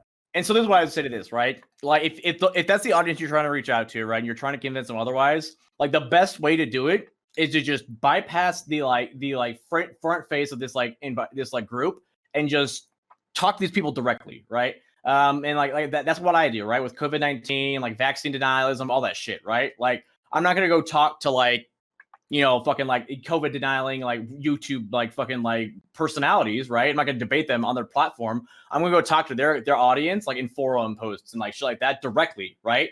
And I'm gonna ask them like okay, like what convince you, like this and that, right? That way I can't be misrepresented after I leave the platform after talking to them, right? And they can't just like cut out all my shit and like make me look stupid, right? I can talk to them directly, right? And that's the way I would say doing, right? I would say like there's no shortcuts to like de-radicalizing people, right? Like there's no way we can like go on their platform, then like be real tactical and like make them look stupid, and then we can like get like a whole swath of people, and, like we can fix it, we can all high five, and like the only way to do it is it's hard fucking work, right? You need to go to these communities, you need to go to them, and you need to talk to them directly, right? There's no shortcuts with these things. No one is saying that this is like the shortcut way. This is just a piece of the puzzle. I don't think anybody here is saying that like this is, you do this and it's solved. It's not like it's like we're not pilling people like with I'm like not this saying one pill and it's it's a shortcut thing, but like, I'm just saying like the question is whether you're doing more harm than good. If you're doing more good than harm, then you're good. I would say it's like a case-by-case basis then, right? So I've seen some debates with like alt-right people where the person just looks so stupid, and they look like the personification of a Sargon of Akkad video. And then I've seen sometimes where the opposite happens, where the person looks like an idiot. So yeah, I'd say it's a case-by-case basis, whether it's more harm than good. Let's go to Salty Sam. Hold on, okay, people in chat, like, how do you talk to them directly? You go to their forum posts. You go to their fucking. You make a fucking like a fucking account on like an alt-right like whatever, right? And like you talk to them, directly. Like you go on their Discord posts or you go on their Discord channels, right? You talk to them, right? That's how you do it. Go ahead, Salty Sam. Yeah, so I mean, I think first of all, I have to disagree that right-wingers cannot be convinced, because I'm literally an example of this not being true. I was pretty significantly right-wing. I was consuming pretty much exclusively like Steven Crowder, Ben Shapiro, Jordan Peterson, all those memes. And I would say that I was pretty strongly centered in agreeing with just about everything they said, besides maybe a few of their most edgy takes. And I think just to touch on I don't think you really understood what I was trying to say earlier. So to kind of lay it out in the most simple manner possible, it's just a very simple like premise conclusion. So premise 1, some right-wingers, and probably a majority of the heavy ones, will only engage with right-wing content. I think pretty much everyone would agree with that here. And premise 2 is right-wingers will obviously not change their views if those views aren't challenged. I think everyone would agree with that. And because of that, it logically follows that for a lot of people who believe these right-wing views, they can only be convinced to the other side if you challenge those right-wingers on their platforms. So because of that, we can logically conclude that if you are not challenging these right-wingers on their platforms, you are going to be leaving out a vast majority of right-wingers who will never, ever, ever be convinced otherwise, because there's no realistic way for them to ever engage with the other ways that you're talking about de-radicalizing them besides the direct engagement, which is like undoubtedly like that's going to be the slowest effect you can have, because you're doing it on an individual basis. You're doing it one by one, and that is going to be the slowest possible way ever of de-radicalizing a group of people. Wonderful. So, like, first of all, like, I'm glad you again just did not listen to a word I said. Like, I never said people on the right or whoever can't be swayed. I don't know why you started off with that. Like, nobody here is saying that. Literally, nobody didn't say here that. I never said that. Not gonna say that, right? And then, like, you want to talk about like a platform, like how you can like talk to these people, right? These like radical ideologies, right, and convince them otherwise. Dooby, you have a Discord like specifically for this, correct? My Discord is not specifically to de-radicalize people. To be Oh, clear, sorry, not just, I was gonna de-radicalize, add- but I like, just wanna add on really convert quickly. people with like alternative like ideologies, right? I don't know if that's the right way to frame it either. So to be Okay, so clear, what is really your quickly, Discord I then? don't think that like my community is a place where people can. I think most people exist in echo chambers, right? Ideological echo chambers, and they don't have their beliefs challenged by the people around them, because most people around them, have grown up in similar circumstances and believe some version of the same thing. I think that's really stupid. I think that Discord gives us a tool, right, through which people can interact with people from all walks of life, all over the fucking planet, and I think that's beautiful. I love that. Right. So my server exists to give people a place where they can have their ideas, their golden cows challenged 24/7 from fucking everybody. And that's what it's for. But I want to agree with you really quickly. I think that like most most of you guys probably shouldn't engage with right wingers or left wingers or anybody, because you lack the intellectual capacity to do so. Right? To convince anybody of anything. Yeah, that's damn, true. dude, what the fuck? So, I'm gonna have to agree with you. Based. That was. Oh, that's Well, okay, like, that's I'm really trying to annoying. get you, right? Not gonna lie. One second. Well, first of all, DB, that was amazing. That was a real drop the mic moment, honestly. But thank you so much. Hello, we have a new person here. Hello, Bink, Princess. Hello. Hi, you guys can just call me Pink. It's good. All right, cool. Nice to meet you. Do you want to add something to this? Hey. Oh, well, I just hop into the stream in the chat. So, my thoughts so far, based off what I've heard. Number one, please don't ever say someone doesn't have the intellectual capacity to understand stuff, because that's so belittling. I've like talked to people because on the left, and like because I'm young, they'll say stupid shit like that, like your frontal lobe isn't like your brain isn't developed, so you don't understand the capacity what you're talking about, and it's like, please don't ever say that. It's just so belittling. But generally speaking, though, I feel like people have a sense of comfortability when it comes on to their identity and who they are to some degree. So a lot of the stuff when it comes on to politics, other than like the economic aspect, is like people's sense of community, and because the identity part based off of like um social groups, it's a moral issue for some people. And personally speaking, I have an echo chamber when it comes on to my personal circle, because I personally don't like to kiki and haha who don't believe like my existence is valid. And I've even had conversations when it comes on to my family that they think that that's a really toxic thing to have. I think you personally having your space, your sacred space, which is your inner circle, being consistent morally, isn't a bad thing. But I do believe that when it comes on to academics and it comes on to interacting with other people, generally speaking, you should be able to interact with everybody. And I feel like to some extent, I will blame school for that, only because personally, um, I've taken a CLK class, so we are just now talking about this and talking about expanding knowledge. So yeah. Thank you. Can I have a turn? Oh boy, here we go. To get inclusion. my One second, turn. 1 second. Yeah, we're gonna go Nell. Nell, first of all, we love you. Thank you for being here. Nell, go ahead.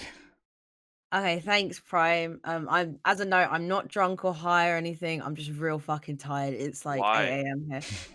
Because it's 8 a.m. here and I haven't slept, bitch. Shut up, right? I explained myself. Why aren't you drunk? It's 8 Listen. a.m.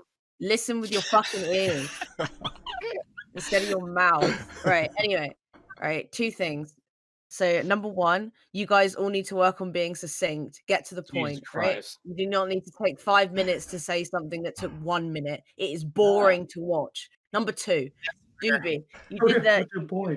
You recently did that speech that you always do about like how on politics you're converting people out of being like far right by using the marketplace of ideas, blah blah blah, and then you like tried to dupe on all these people by calling them dumb, which they are, right? But Dooby, do you have any evidence to prove that like the marketplace of ideas works? Oh my god. I mean, I have tons of anecdotal evidence, and I think that's No, the no, no, best no, no. That's not thing we real. can do. That's not real. Yes, it Give is. me marketplace Wait, of hold on. ideas. How is anecdotal evidence just not real? It's just not. It's not real. It's not real. I don't care. I can give you anecdotes. I can punch Hold you on, with anecdotes of listen here, people not Salty Sam. changing their minds Just told us that whatsoever. this is exactly how his. Well, you're mind- not being very succinct. You're saying he's not a real Yeah. person. He's not a real human being. My existence is being invalidated. What the fuck? No. You would number 1, you would lie to favor your own view. And number 2, right? An anecdote isn't enough to prove a trend, right? And when you have like what do you have on that server? Like 50,000 users. When you have 50,000 users and you're playing a little experiment with anecdotes as to whether they're going to become like far right Nazis, right? You should be more responsible than just to be like, I've seen 3 Nazis on my server convert, therefore I'm doing a morally righteous thing. It's dumb. Find me real evidence. There is real evidence, and you should have done it by now.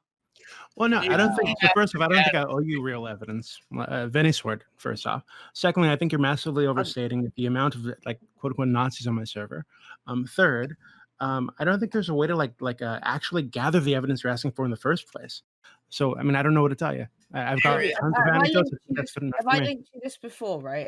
It's this thing. It's called the hierarchy of evidence, right? And it helps people who are like a little bit dim realize like what, like from bottom to top, what is going to be like the best evidence versus the worst evidence. And do you know what comes under like the worst evidence? Give it a guess. I think You're not being very succinct here. Wait, hold on. I Hey, think first, you're not being very anecdotal succinct. evidence can be used to infer I think that information. what is this? Someone just sent me. Are you going to answer the I question? think. Hold on. I think that you're avoiding my question, right? So Well, what you what asked the what is question. Sorry, I what is wasn't a possible? listening. Give me a possible way Man, that thanks I for could gather derailing the evidence that you're looking Mel. for. It's great. Oh, I've Not seen to stuff like derail this things, about like but how people change their opinions and stuff. It's not really hard evidence to find. It's not like it's the most untested theory in the fucking world. I even Okay, think so give me a way to do it. you could find things that support your own view, right? I just find it shocking that like when confronted with support your view, right, you're just like, well, I have anecdotes, right? I've linked in the chat and I will tag you now, all right? Oh. This is the hierarchy of evidence, Dooby, right? And when anybody confronts you and says, my view, like you say, my view's correct, and they return to you with, well, prove it, right? Please don't give me anything in that circle. I don't want to hear about YouTube videos. I don't want to hear about your feelings. I don't want to hear about your anecdotes, right? Show me something concrete that I can use that's verifiable to me. Otherwise, whatever you're saying is just completely worthless. It's like piss in the wind. But again, You're one to like talk there I now. said, like I said at the start, right? So first off, I don't owe you this in the first place. Secondly, you're massively overstating the amount of Nazis on my server, I think, and you don't have any evidence one way or the other on that. Third, give me a way that I could gather the evidence you're looking for in the first place. I just one told way. you. No, Google you've the presented it. You've presented an infographic. I'm asking you. Google the term. Google the term. Google the term. Google. Yeah, Google what I term? already told you, but trials. you weren't listening. Animal It's fine. trials. It's fine. I understand. You want animal I trials understand. being You're user American. based? Hold on, you want animal trials being user based? What are you talking about? Okay, one at a time, guys, ladies and gentlemen, please, one at a time. So, Nell, like, how can you gather the evidence, please? How can you get it? That evidence has already been gathered. Plenty of people have studied this. Literally, just Google the term.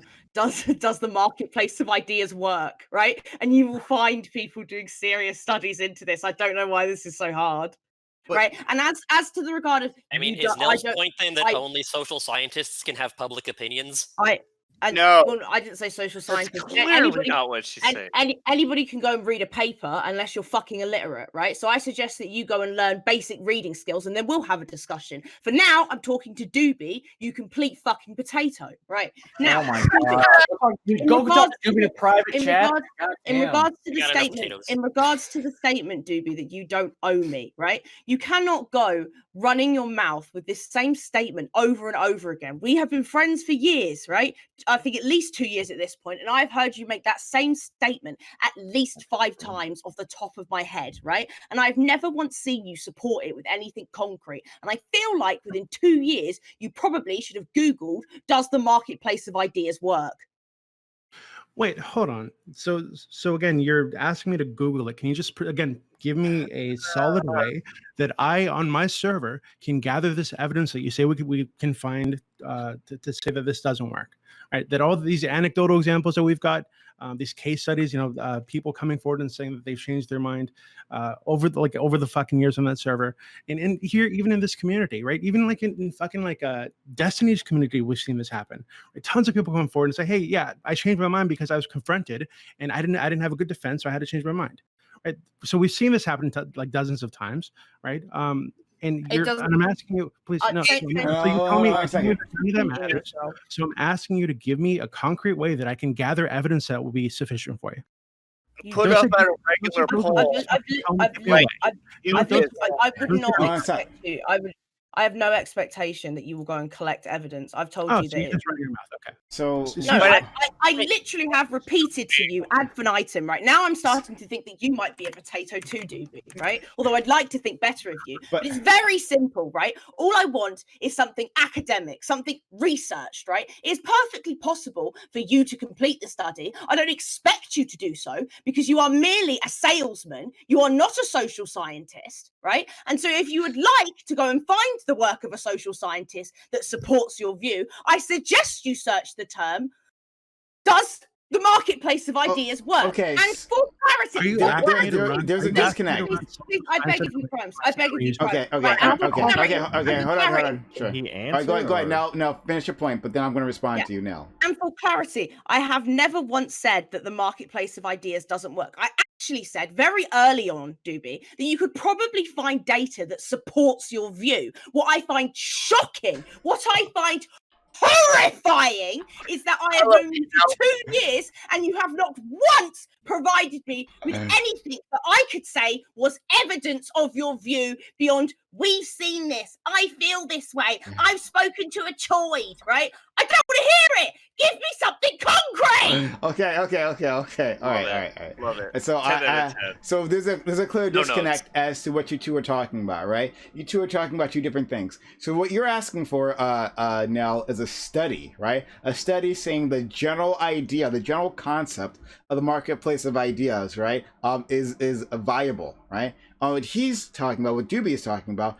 is actually performing a some sort of analysis on his server, right? Like he's saying, like, oh, how can I give you evidence that my technique, right, or the technique of the Pulse's Discord server is actually functional, right? And you're just talking about, like, well, if this general idea of the marketplace ideas, if that's workable, that's a workable solution, right? So he's actually trying to be more specific with you, and he's saying, how can he gather evidence that shows that because he can't vouch for what anyone else has done, right? Any other social sciences. How can he gather evidence within the context of his server, like what's actually happening, which is closer to his control anyway, which way, right? How can he gather evidence in that space, and what kind of evidence in that space could he gather to convince you? Do you understand the difference here, why we're having a disconnect now?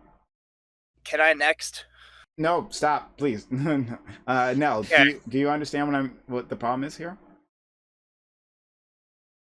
Oh yeah. So I get where you're coming from, Prime. But at the end of the day, right, all I want Dooby to do is address the fact that he has had the same view for maybe 3 years, 4 years, I don't know. Yeah, to this day can support it with no real data. It's just his experiences, right? He's done a large scale social experiment on Discord with something that potentially could be really dangerous, right? And has decided that it's sufficient that he has like a folder of case studies of people that he believes are not Nazis anymore, right? It's just ridiculous, completely irresponsible. Okay. Dooby, you can respond to any of this. And then I'm not sure if we can get any farther than this. So Dooby, you can respond. Yeah, I mean, I don't even know what to respond to. So again, I think I don't. First off, the idea that I should run some kind of social study on my user base is a little weird to me. Didn't say that. I think that'd be pretty cool, to be honest. So, please hold on. So, so that's weird. No, secondly, yeah, this is a social experiment that I'm running. I'm satisfied with the results so far. If you think I should not be satisfied with those results, and you've got a good reason for me not to be satisfied with those results, based on some other studies that other social scientists did on some other group of people somewhere else, that's fine.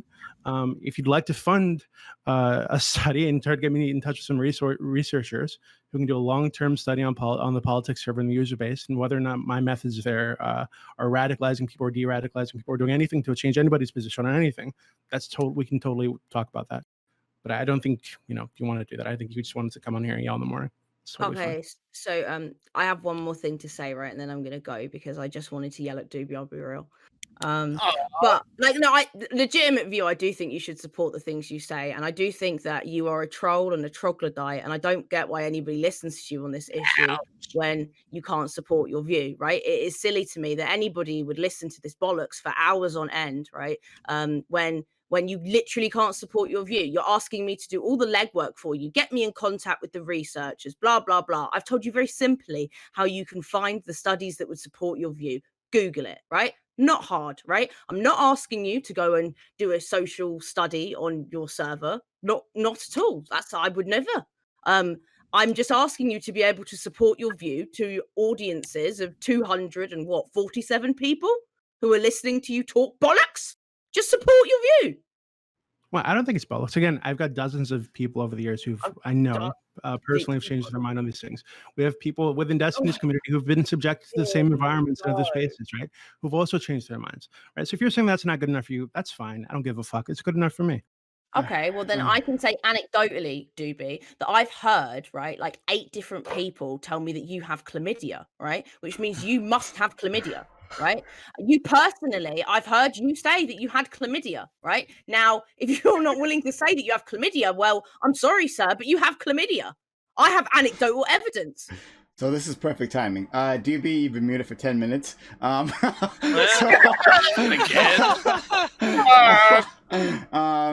amazing timing. But you know what? I was a socialist when I came in here, and now I'm a capitalist. Capitalism is glorious.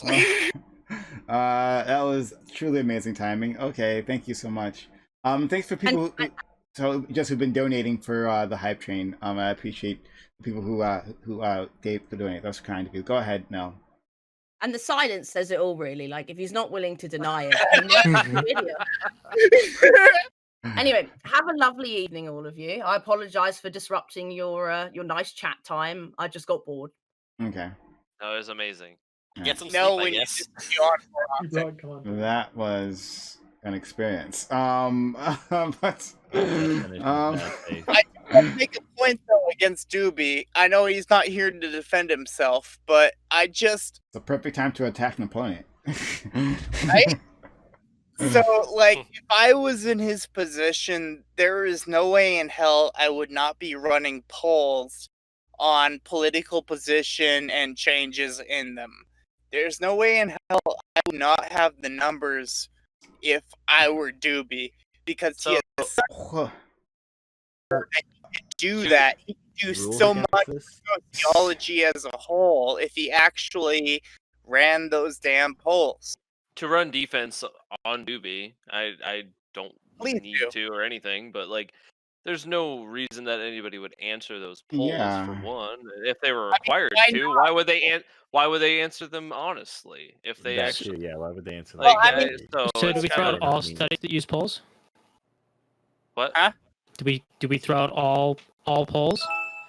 Any I don't think that's you what can it you is. can you no, can in you Discord, can you no, can you wouldn't raise throw this out, point. You can wouldn't raise throw this out point all for any polls. So poll. one time, Right. one time, one time, Discord one time, polls. one time, please, one time. Okay. I'm just saying what I don't know, maybe Dooby would have some other reason that he's come to this, but like I don't think that this would work, especially if you do have a number of Nazis that do definitely go to poll, like the politics Discord, like they'll just lie about their opinions. So It it's can get crazy, but there's different ways, and especially if you don't throw any incentive out, like you're just what like you just keep track of, say, their political leaning, and when they switch their political leaning on the Discord, then you keep track of it. Like, there's a lot of ways you could do this where you could keep track of the people that are doing This that are is switching. extremely unscientific, though, which you're implying. Well, she asked for evidence, right? And all that would be extremely unscientific. Like you can acknowledge that much, right? There's a completely scientific way to do this on Discord. I mean, Unfortunately. maybe you should commission a social scientist, but like that's Right. that. I mean, that seems very tough. That's a tough order to ask. Hold on, I want to go let Bink. Hold on, Bink, please.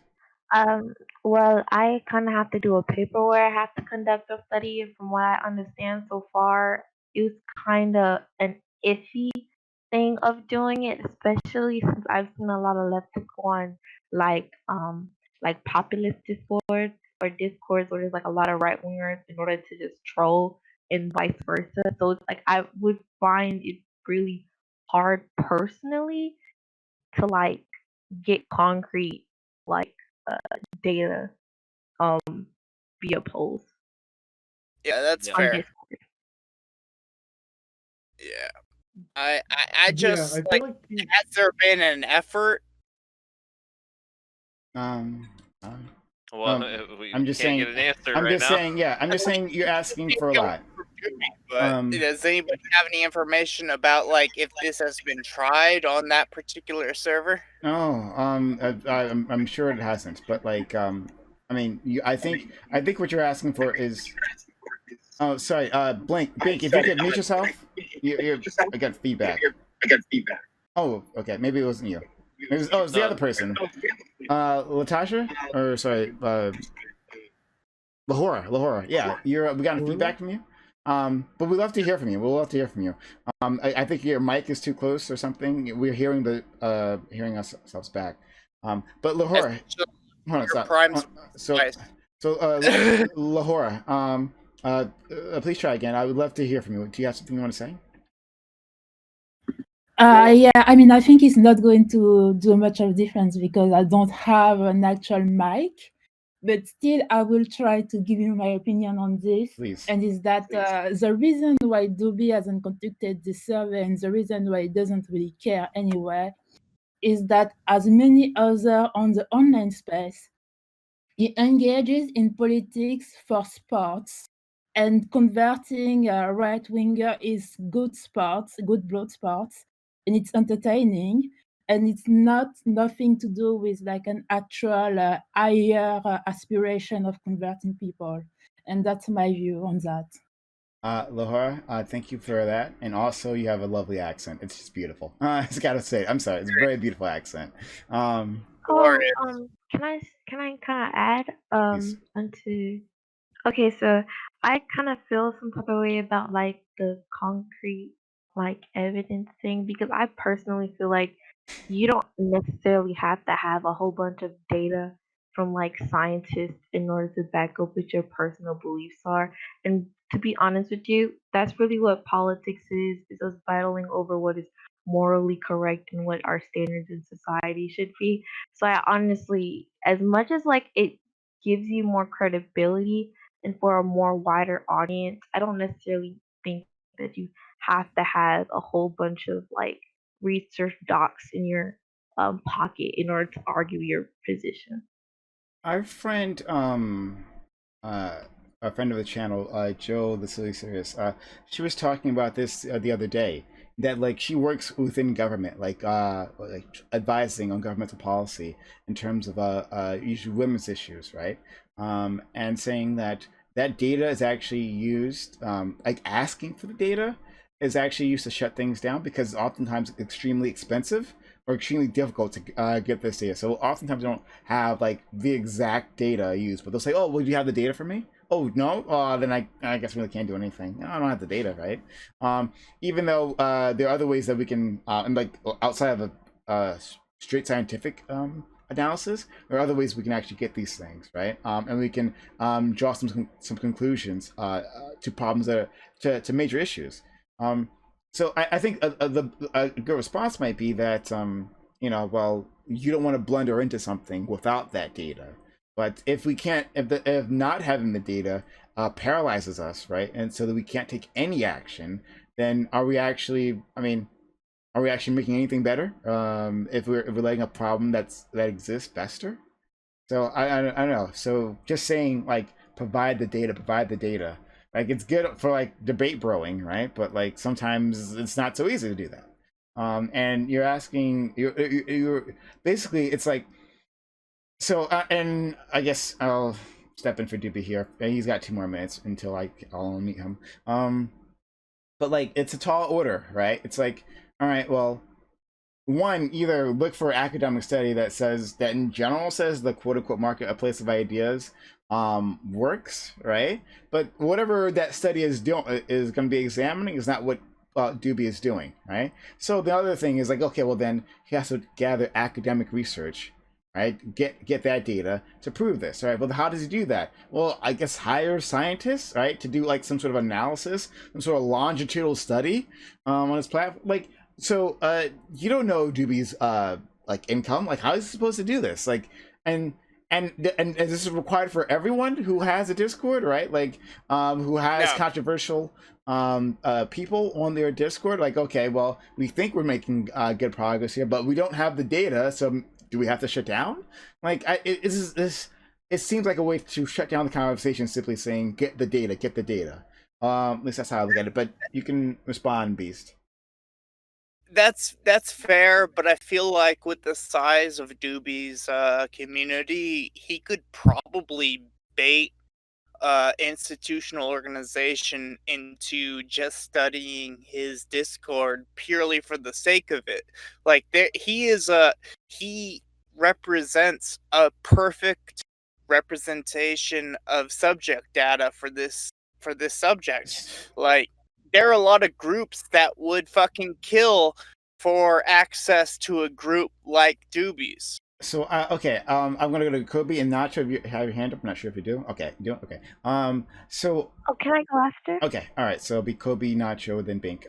So I think that's probably not incorrect, actually, what you just said, Beast. And that like Dooby, I think maybe if we put some effort to it, actually might be able to find someone a center that would be love to. I mean, he has a very unique environment that you just can't find anywhere else, right? So yeah, maybe Action Institute you can. However, what if Dooby? Like, this is not like Dooby many years into a Politics Discord server, right? What if this is Dooby 3 months into a Politics Discord server? He still believes that he is like making progress, but his Discord server is only 2,000 people, right? Unlike, I think my Discord server might be bigger than 2,000, or I think anyway. But like, does he have to shut down? Does he not get to grow to the 43,000 people he has now because he doesn't have the data that whatever he's doing there is actually working? No, hell no. Like, starting out, you do your thing, you try to build it. My point was just that he's at that point where he should be thinking about it much more critically, because he actually managed to get to that point. If you're just fucking starting out, then that's a completely different topic. That seems pretty arbitrary. Like that point. What was that point? Was that point at 30,000? Was it at 20,000? Was that 10,000? What was that point? That point was when you're getting into the thousands and you're suddenly fucking growing, and then all of a sudden going to 40,000. That sounds pretty hard. All right. All right. So let's go. So Dooby, just so you know, you're unmuted. We're gonna go after you. We're gonna make sure you have the last word on this. All right. So don't worry, Dooby. You will get the last word on this. Just real quick, I'm gonna head off because I got stuff to do tomorrow, and it's 4:36 a.m. But I had a great time chatting with y'all, and hope to be back on sometime soon. Please, thank you. Have a good one. Later, Sam. So sorry. We'll go to Kobe, Nacho, Bink, and then Dooby. Hopefully my work's internet will keep me on for long enough for me to finish my point here, but not dropping out the whole night. But anyways, I wanted to talk about really quickly the idea of like empiricism, the role of empiricism in decision making and policy, and like this kind of stuff, right? So I think that what was said by Bink and by you, Prime, the point that Silly, I think it was saying that Joe brought up, of this idea that like a lot of the times we don't have evidence for progress, and we shouldn't wait until we have this evidence we can't have to do good things, right? And I'm sympathetic to this view very much so. And there are going to be many times in which people are not going to be able to completely prove why they should do something, right? I'm not sure if, I don't know, imagine if you asked a Vietnamese farmer in 1940 to prove that they would be better, not under French colonial rule. I don't know what study they would pull out for you, right? That's a good level of lived experience there, right?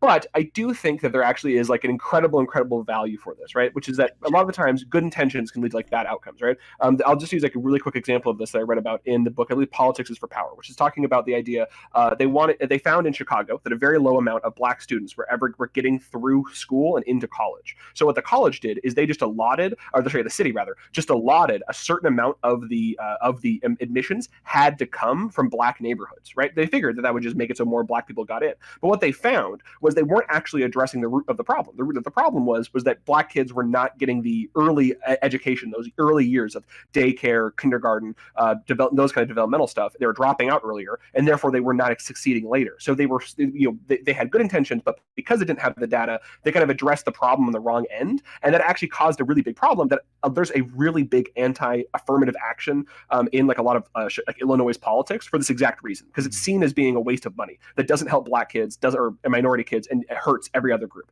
So yeah, like there's definitely a role of empiricism, but I also do think that it's valuable to recognize that sometimes some groups and some ideas are just not going to have empiricism, and it shouldn't be the linchpin. I think it's really interesting. Yeah, thank you for that, Kobe. Once again, I always love having Kobe on here. Great points. He's one of the most valuable. He's one of my MVPs here. But thank you, Kobe. Let's go to Nacho, Bink, then Dooby. So I just had some pushback on some of the things that Beast was saying, and I'm sure Dooby's probably gonna maybe parrot or was probably already thinking some of the same things, being the person who runs the server. But like I was definitely gonna push back on like being able to get institutions into like investigating the server or not investigating, but like polling in the server and trying to come up with this data, because first of all, you have that level of anonymity. So it's like, how many people would be, let's say people who just don't like Dooby find out that they're doing research in the server, and they just send like 1,000 people over there to go and troll the and give bad answers in the polls. And then also you have the actual active users versus the total users that are on the server. Like there's so many variables that I don't think it would be willing. I don't think institutions would just be jumping over barriers to come and do this. And then like he was talking about earlier, this would be expensive. And would users still even want to be part of the server if they knew that this was a place where people were coming in and basically invading their privacy to some kind of degree? I mean, I think, I don't know. I just think it's a lot more nuanced. I don't think it's just so simple as like, oh, well, you have this and so this is like something that you could get a lot of data out of. So, why don't you have this, readily available? Like that just seems too. That's a fair point about people knowing about it and then coming into it and like being chased away from it because they're part of a study. I think that it could be done without people necessarily knowing. Like it doesn't have to be a direct poll, but at the same time, I get completely what you're talking about. Like, yeah, that's a fair point.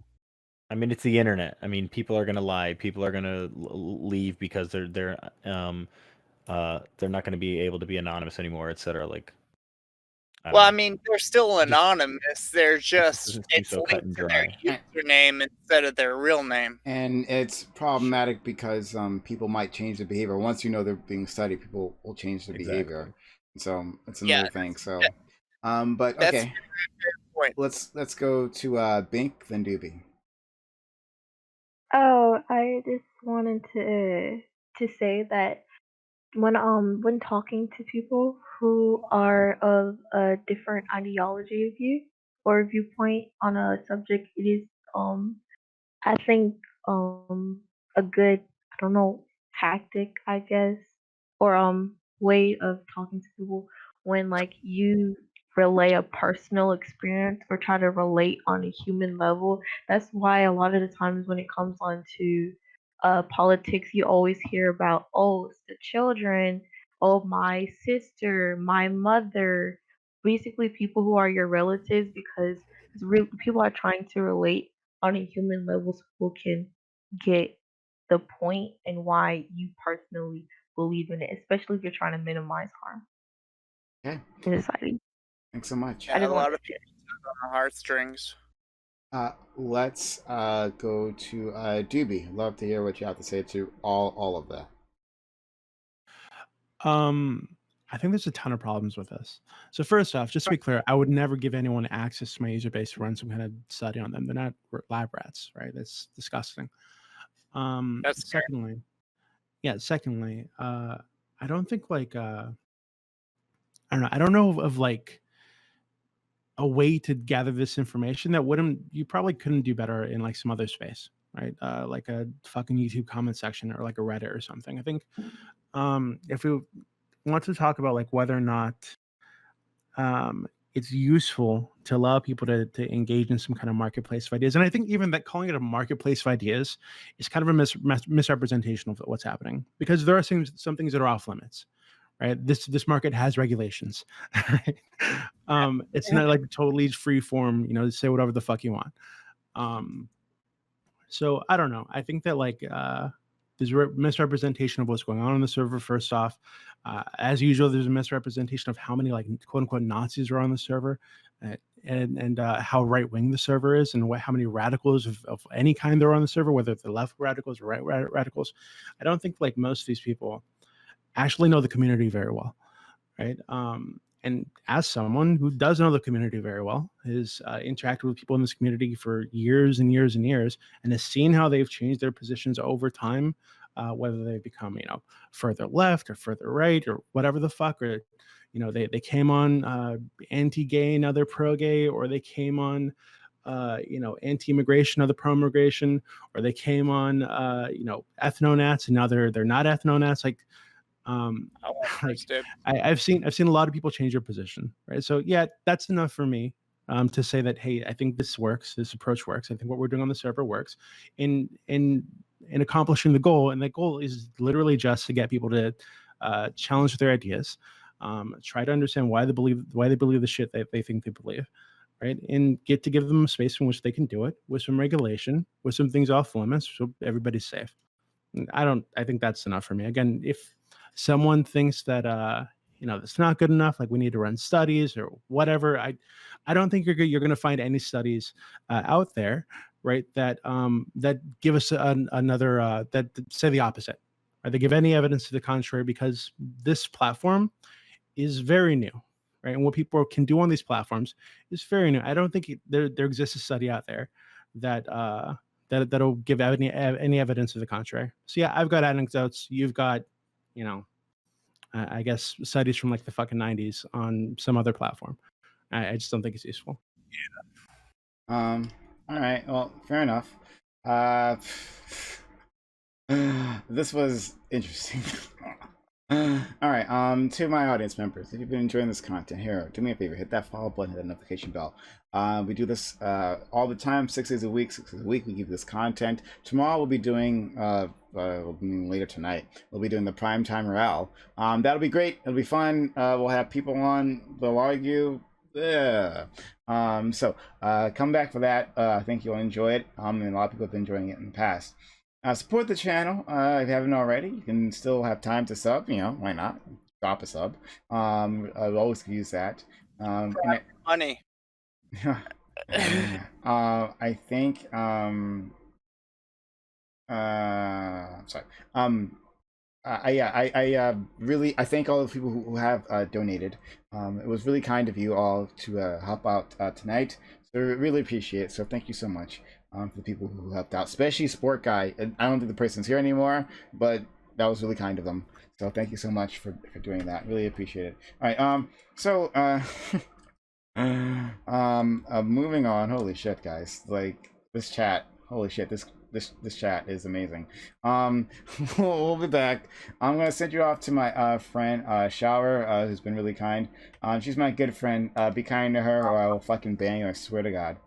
But thank you, and come back tomorrow. It'll be great, and we'll do stuff. Hooray! But I'll. Oh, can I say really quickly? I do not have chlamydia. My penis is pristine, and you'd love to see it. Nice. Hold on, I forgot about that. Good one. Okay, Worried about that. everyone. Thank you for confirming. Everyone, I hope you all heard that. Hey, Gotta Chat make was, sure. chat was wondering. The chat was wondering. Dooby does not have the chlamydia, so. And my penis is pristine, and you'd love to see it. Yes. Okay, well, all right. This is a thing. Thanks, everyone. This has been an interesting day. Dooby's penis is the thing. Dooby's penis is clean. For another classic. another classic. Oh man. Since going in the Hall of Fame. All right. I'm just I gonna. think it all started with the Muppet discourse and went to here. Quite a journey. Okay. Muppet penis. The Muppet to penis. The Muppet to penis pipeline.